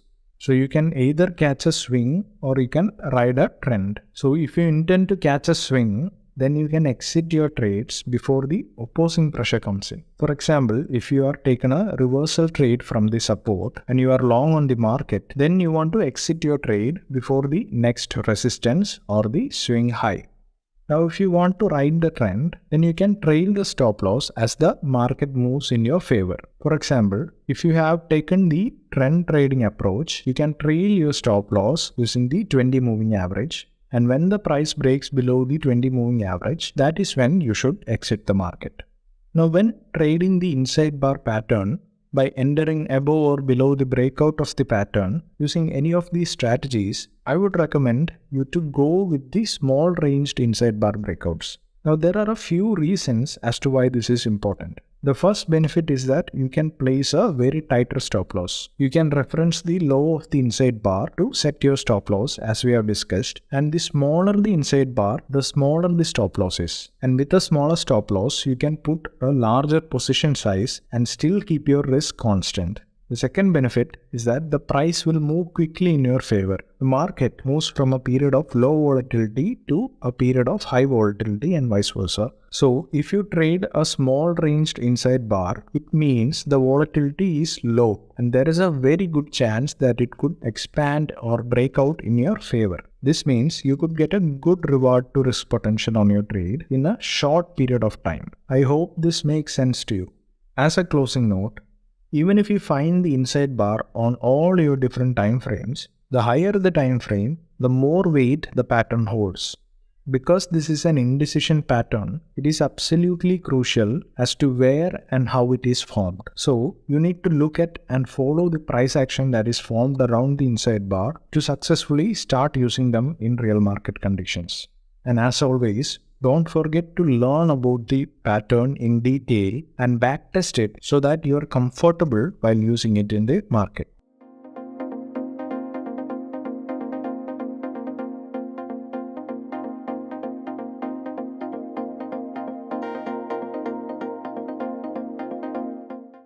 In the fourth episode, we have talked about the different candlesticks and what each of them had to say with regards to the market participation. And one of the main candlesticks of our discussion was the pin bar candlesticks. The pin bar is one of the most popular reversal candlestick patterns. You can use a pin bar on all your different time frames and it can be traded across many different markets, making it a very flexible trading candlestick pattern. Most importantly, the pin bar candlestick is a reversal pattern and it can often help you find when a new swing, either higher or lower, is about to occur. Let's hop into a more detailed study about the pin bars. So what is a pin bar candlestick pattern? If you remember, a pin bar is a candlestick that has a very large shadow or a candlestick wick with a small real body. The shadow of the pin bar is at least 2 times the size of the real body. The tail or the shadow of the pin bar shows the area of the price that was rejected, and the implication of it is that the price will continue to move opposite to the direction the tail points. Now this pattern can be bullish or bearish depending upon where it occurs and how it is formed within the price action. The example here shows a bearish pin bar. The pin bar is formed with the price trying to break higher. In this particular market, the bulls are in control. But as soon as the bearish pin bar was formed, it shows that the bears have entered the market and are looking to take the price lower with a reversal. And this is exactly why the large candlestick wick is created, which shows that the higher prices were rejected and the bears are trying to regain control after the initial break higher. Similarly, A bullish pin bar shows rejection of lower prices. The large lower wick shows the bears were in control earlier, but eventually it was overcome by the bulls, and now the bulls are dominant and the market could reverse higher. Now the most important point is that the key to high quality pin bars is where they form in the market. As we discuss more about pin bars in this video, we will understand why the best pin bars are found at the key market levels or within the obvious trends. Let us try to understand the two pin bar types in greater detail. Let us start off with the bullish pin bar. Some of the highest quality pin bars are when there is an obvious trend in the market. In this particular example, the price is moving in a clear trend higher. We can see from the price action that the price is making regular higher highs and higher lows with this uptrend. For a bullish pin bar to make sense to a price action trader, we want to see it formed at one of these swing lows with the trend. Now the reason as to why the pin bar should be formed at the swing lows is that pin bar is actually a reversal signal, and we are looking to enter the bullish pin bar and make a profit as the price reverses higher with the trend. Or simply, we want to enter when the buying demand starts to kick in, and in addition to that, we want to trade with the trend. In this particular example, the price forms a bullish pin bar at the swing low within the trend higher, and the rejection is quite strong, which will actually strengthen the bullish perspective even more. So in this case, we can enter a trade straight after the pin bar has finished forming, or we could use additional confirmations. A confirmation type of entry is where we are looking for the price to break higher and above the pin bar high. And when we see the price breaking above the pin bar high, we can enter long. Now let us take a look at the bearish pin bar setup to clear things even more. As mentioned, the pin bar can be both bullish or bearish depending upon where and how it forms with respect to the price action. The difference between the bullish and the bearish pin bar is that the bullish pin bar has a wick or a shadow rejecting lower prices, while the bearish pin bar has a wick rejecting the higher prices, which is a sign that the bears are more dominant over the bulls. Now, the other great time that you will find high probability trades with this candlestick in addition to a trending market is when the price is rejecting a level in the market that is of importance or an area of value. Now, these can often be the key support or resistance level or dynamic levels like the moving averages. In this example, the price moves higher into a key resistance level. We can see that the price rejects from this resistance level and forms a bearish pin bar. This tells us that the resistance level has held and the price may now be looking to sell off lower. And then we can either enter the trade the very next candle, or we can wait for the confirmation. That is, we can wait for the price to break below the lows of the pin bar candlestick. Moving on, let us find out which are the best markets to trade the pin bar. Now, the best markets to trade pin bar strategy are markets where the price has a solid amount of volatility, or the markets with a high volatility. The more the price movement and volatility, the more opportunities you will have to trade the pin bar, and also the bigger potential for large winning trades. But markets such as individual stocks that can often have large gaps like gap ups or gap downs are not ideal for pin bar trading. Instead, the markets which are fast and free-flowing with smooth price action is actually good for pin bar trading. So markets like Forex, crypto, etc. are the best candidates for this particular strategy. In trading, mistakes are bound to happen. Sometimes it may be due to lack of knowledge, and other times it may be due to how we conceive an idea. That is, if we understand a particular idea in a different context, that will lead us to confusion. So I will talk about some of the mistakes that you should avoid while using the pin bar trading strategy. The first and foremost mistake is to expect market reversals because of a pin bar. A trend, either uptrend or downtrend, will not reverse just because there is a pin bar on the chart. It takes more than a single candlestick to reverse a trend. Sometimes even a major news release has difficulty in reversing a trend. So what more of a pin bar? We have talked about the market structure or the different stages of the market and why and how they are formed. So you can watch the second episode to get more insights on this topic. So, if you spot a pin bar against the trend, it does not necessarily mean a trend reversal is about to play out. The odds are that the trend will continue. The second mistake is giving too much attention or interest to pin bars. Now, we have learned that pin bar represents price rejection. But here's the important thing. Price rejection can come in different forms and patterns, and not just in the form of pin bars. So if you focus only on pin bars and reversals associated with pin bars, then you will miss out a lot of other trading opportunities in the market. Now the most important mistake of all, considering all pin bars to be equal. The point is, if you see a strong momentum on the upside followed by a small bearish pin bar, it is likely to be a pause in the price action as the bulls are in control of the market. And on the same note, if you see a weak momentum on the upside followed by a huge bearish pin bar, it is likely to be a reversal since the preceding price action tells you that the bulls are getting weak. So it's clear we should not treat all pin bars the same because they are actually not. And remember, the bigger the pin bar relative to the previous candles, the stronger the price rejection. It is always a good idea to compare the pin bar with the previous candlesticks to understand the price action logic. Now let us hop on to the pin bar trading techniques, starting with trading the pin bars with the trend.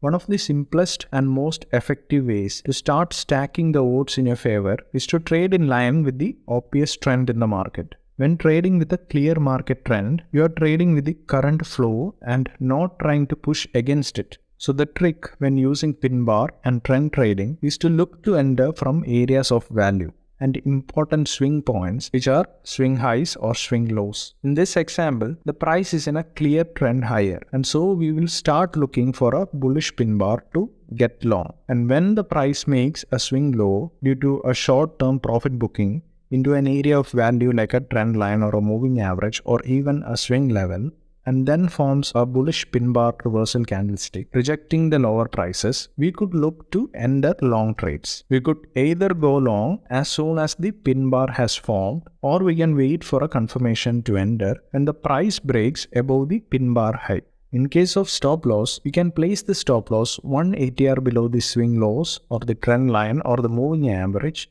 as amber buffer, or you can even place the stop loss below the lows of the pin bar candlestick in case you want a tighter stop loss. Now the target can be set as the next swing high or the nearest resistance level, or you can ultimately ride the trend and exit when the price breaks out of the uptrend structure. Now there are a few advantages by trading with the trend. Number one is that you don't require a precise entry to make a good profit.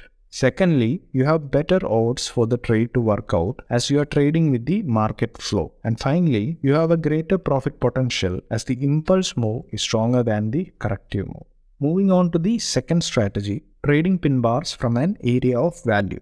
Take this example where the price moves higher into a key resistance level. We know as a thumb rule that resistance is an area of value where sellers will be looking to short the market, or there will be a larger supply for the stock than the demand. So when we see a price rejection from the market level and it forms a bearish pin bar candlestick, this is a clue that the resistance level has held or the sellers are active, and this is an indication that the price may now be looking to sell off even lower.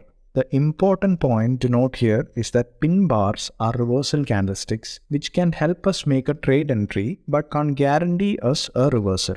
Now since there is a strong price rejection from the resistance level, we can either take a short entry on the very next candle or we can wait for a confirmation.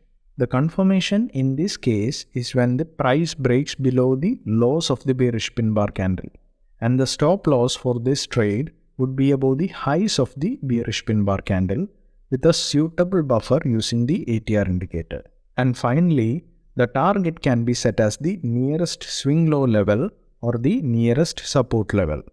Now some of the benefits of trading at a support or resistance level are that you are trading from an area of value. Secondly, it tells you when you are wrong. That is, if the reversal fails, your stop loss will be hit and you will be out of your trade. And finally, it improves your winning rate as well as improve your reward to risk because of the area of value and also based on the degree of rejection from the level.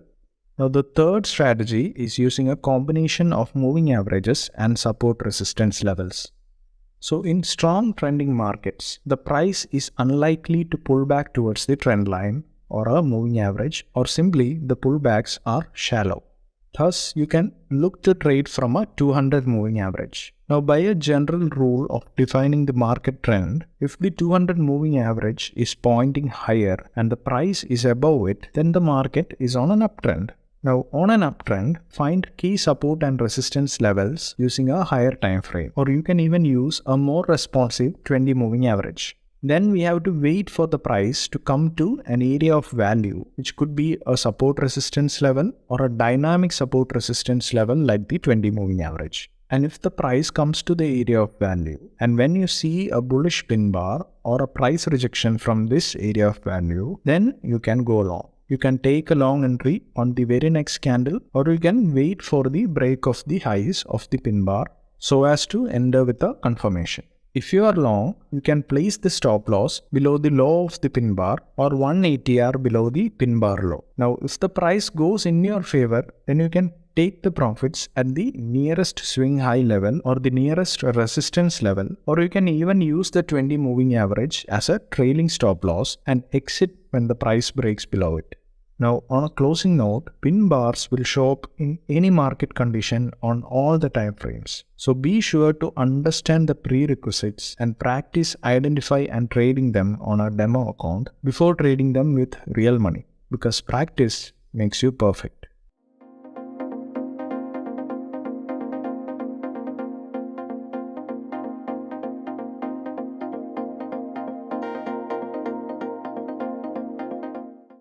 Traders have always benefited from massive jumps in asset prices, especially during volatile market conditions. So it is our responsibility as a trader to understand these massive jumps in asset prices, or simply the gaps formed in the market, and then learn about them, analyze them, and finding ways to trade them in the market. So what exactly is a gap? The difference between two consecutive candles closing price and opening price is called as a gap, or simply a gap is an area of discontinuity in the chart where the price of the asset either falls or rises from the close of the previous day. A gap occurs when the prices skip between two trading periods, that is, skipping over certain prices, and so it creates a void on the price chart. Or simply, these are areas on the chart where no trading activity has taken place. Now you will have a question in your mind, why do gaps occur in the market in the first place? Now there are a few reasons as to why gaps occur in the market. Let us look at the reasons one by one. First of all, gaps occurs due to an imbalance between the demand and supply. The gap up, for example, is because of the aggressiveness of buyers, which means that there are more buy orders in the market. Or simply, the demand is greater than the supply, which will boost the prices to go up. Or in other words, the price will gap up. Similarly, a gap down is because of the aggressiveness of sellers, which simply means that there are more sell orders, or simply the supply is more than the demand, which cause the price to gap down lower. So in short, gaps occurs at levels where there is a supply and demand imbalance. The second reason due to which gaps occur are due to the overnight sentiments of the market participants or due to any big news. Gaps usually occur when there is a fresh news or a big announcement that will lead to change in the market fundamentals, usually when the markets are closed.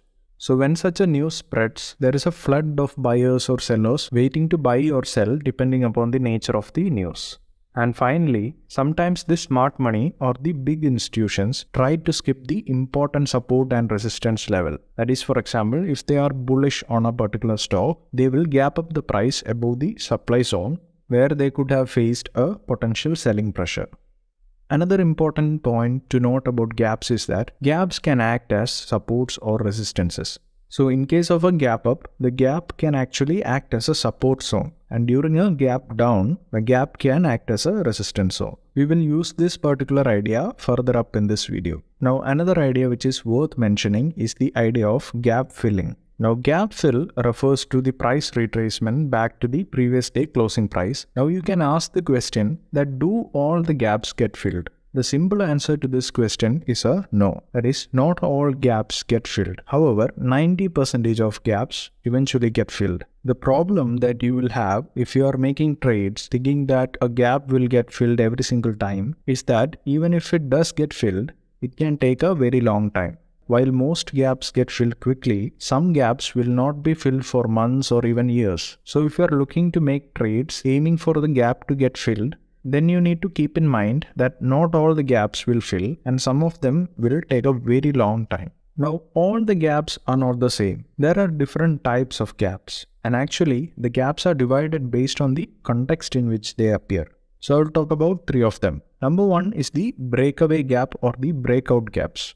The breakaway gap means breaking the important support or resistance level or a significant trend line in the form of a gap. The breakaway gap actually appears after the completion of an important pattern like a price in a consolidation range or a continuation or a reversal pattern. So the main logic behind breakaway gap is that the smart money knows exactly where the support and resistance areas are. Let us say, for example, if the smart money is bullish and higher prices are anticipated, the smart money will certainly want a rally. But the problem is how to avoid the old resistance which could trigger some selling pressure. So what they will do is that they will gap up through the old area of supply as quickly as possible as a way of avoiding the resistance. Now, after the breakaway gap has occurred, we have a clear sign of strength. Now, the smart money does not want to have to buy the stock at higher prices because they have already bought their main holdings at lower levels during the consolidation. And they also know that a breakout above the old resistance area will create a new wave of buying in the market. And how can they be sure about this? Number 1, many traders who have shorted the market will now be forced to cover their positions by buying back the stocks. And then there will be a second group of traders who will be looking to buy the breakouts. And finally, there will also be traders in the market who may feel they are missing out on a big opportunity and they will be encouraged to start buying. Most often or not, the breakaway gap will not be a trap-up move or a false breakout because high volumes will be supporting the move often. Now coming to the second type of gap, it is a runaway gap or a measuring gap. In this case, the price move have been underway for some while and somewhere in the middle of the move, the prices will gap up. And this type of gap up is called as a runaway gap. So in case of an uptrend, it is a sign of the continuation of a trend. And also in case of a downtrend, it is also a signal that the trend will continue. Moving on to the third type, which is an exhaustion gap. These are generally weak gap ups or gap downs. So it can be a weak gap up to the resistance or a weak gap down to a support. This price action is actually designed to trap you in a potentially weak market and into a poor trade and thereby hitting your stop losses. And most often or not, it will form a false breakout or a false breakdown in the market. Well then, let us figure out how to trade the gaps successfully. There are several ways to leverage gaps in the market to your advantage. In this episode, however, we will talk about the idea of breakouts and reversals with respect to market gaps. These strategies are based on 2 types of gaps, with the open price depending upon the highs and lows of the previous trading section or the previous session's range. So it can be an outside gap or a full gap. Now this happens when the market opened outside the previous day range. That is, the candle opened outside the previous day high or the low for a gap up or gap down respectively. And the second type of gap is an inside gap or a partial gap. In this case, the market opened inside the previous day range. That is, in case of a gap up, the candle opened above the previous day close but not above the previous day high. So there are 3 main factors we have to monitor to determine whether the gap is real or a trapped gap. So these 3 factors are the volume, opening price and the pullback to a particular level. Let's talk about the volume briefly. It is important to watch the volume carefully when determining if a gap is valid or not. So for example, if a stock gaps up, and the volume is also high and also the price remains above the opening price after the morning pullback, it is an excellent sign that the stock can further go on the upside. In addition to volume, you can also make use of an indicator called the VWAP or the volume weighted average price, which plots the average price adjusted for volume on the chart, and it is fairly very easy to make use of. Also, the VWAP assigns more weight to the price points with high volume. To talk about VWAP briefly, VWAP is typically used with intraday charts as a way to determine the general direction of the intraday prices. It is similar to a moving average in that when the price is above the VWAP, prices are rising, and when the price is below the VWAP, the prices are falling. But for the sake of this video, we will go with the conventional approach of following the volume bars for confirmations. Now, talking about the time frames, the strategies that I am about to discuss are based on a smaller time frame, that is the intraday time frames, particularly on the 5-minute chart, and considering the price data from 2 consecutive days where the gap has occurred. So to begin with, I have to plot the previous day's high and lows and also bring up the volume indication on the chart. Then you have to see if it is a gap up or a gap down, and you have to figure out if the gap was a partial gap or a full gap. Now, after finding out these prerequisites, you are ready to take either the breakout approach or the reversal approach. And the most important thing of all, do not trade the first hour after the market open in case of a gap opening, because we need to understand the price range or the price action happening during such a volatile opening so as to implement our strategy with some amount of confidence. As I have mentioned earlier, there are 2 types of gaps, partial gaps and full gaps. And these can be further categorized to partial gap ups and gap downs and full gap ups and gap downs. So, for these 4 category of gaps, we can actually implement a long trade and a short trade, which will leave us with 8 different strategies to use with. But at this point, I will pinpoint only 4 strategies which has a higher win rate than the other 4 strategies. And let me make this very clear that sometimes the trades won't work out as we have planned, and it is better if we opt to not trade under such situations. Starting off with trading the full gaps. Let us talk about a full gap up, that is, open price of the gap up candle is higher than the previous day high.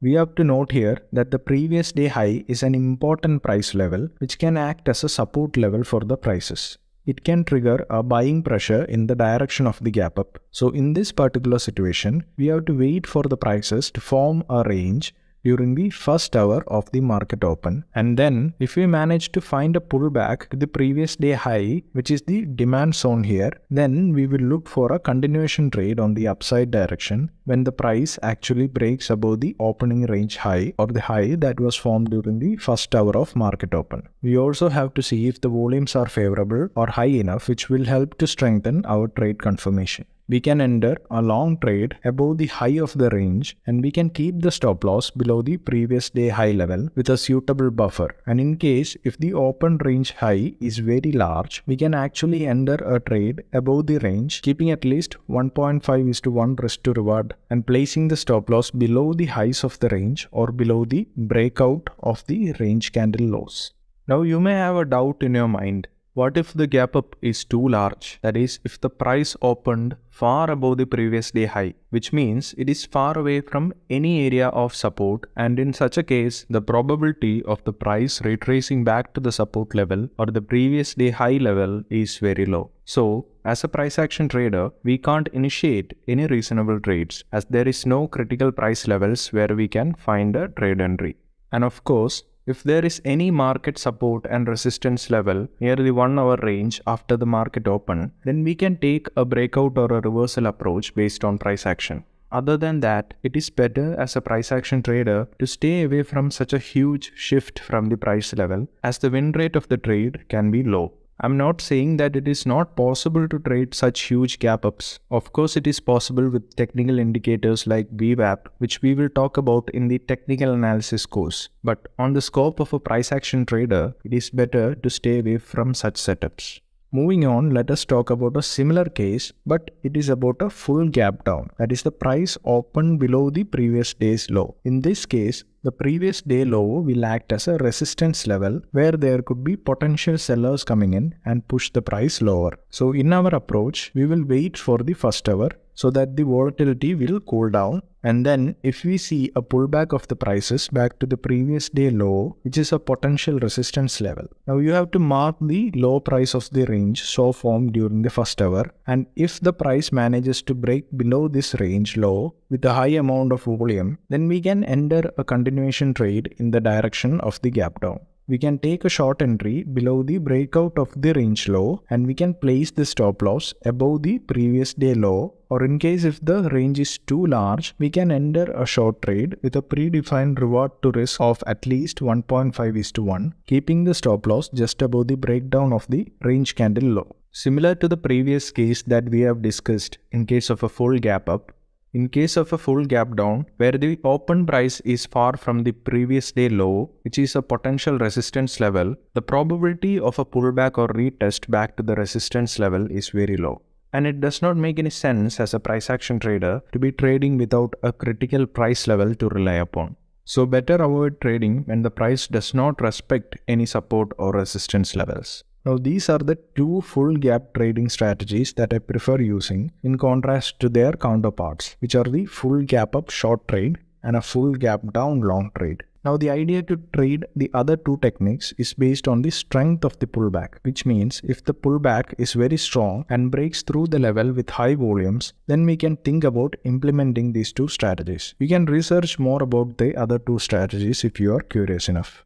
Moving on, let us talk about the two partial gap trading strategies. One of the most important points that we have discussed earlier was that a gap can act as a support or resistance level. When price does move in and close the gap or fill the gap, it will often bounce away and act as an area of supply or demand. So there are two potential levels to consider out here. The first one is the previous day closing price, which can oppose the prices. So is the opening candle of the particular day under consideration. So both these levels are potential levels for price reversal. So instead of considering both these levels as separate entities, we will look at them as a zone or area of price action. Now starting off with a partial gap up, that is, open price is above the previous day close but still below the previous day high level. Now when a market gaps up, the gap can act as a support level for any pullback.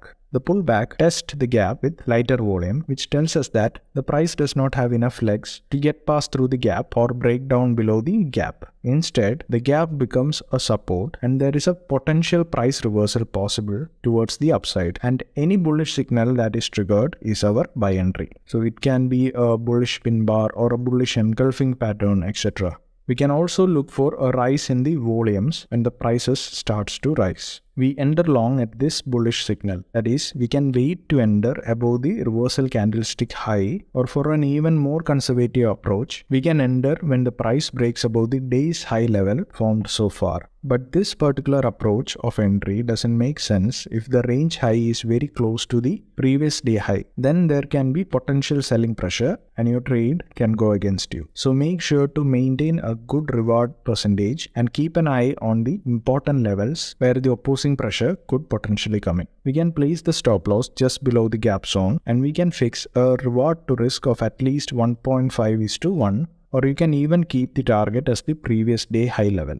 So the benefit of using this strategy is that gaps fill 90% of time. So this is a popular trading strategy.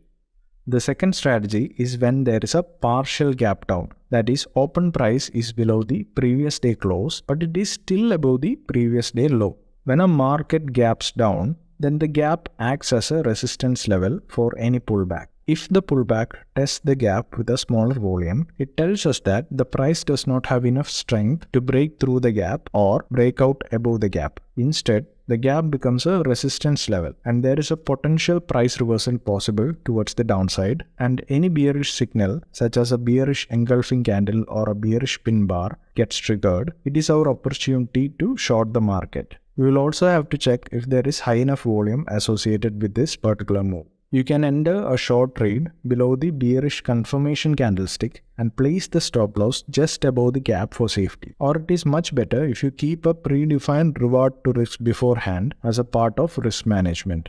Now these were the two partial trading strategies. The two others are the partial gap up with a short entry and the partial gap down with a long entry. In these strategies also, volume and pullbacks back to the gap regions is the key. That is, if there is a strong enough pullback assisted with strong volume break through the gap zone, then we can think about utilizing these techniques.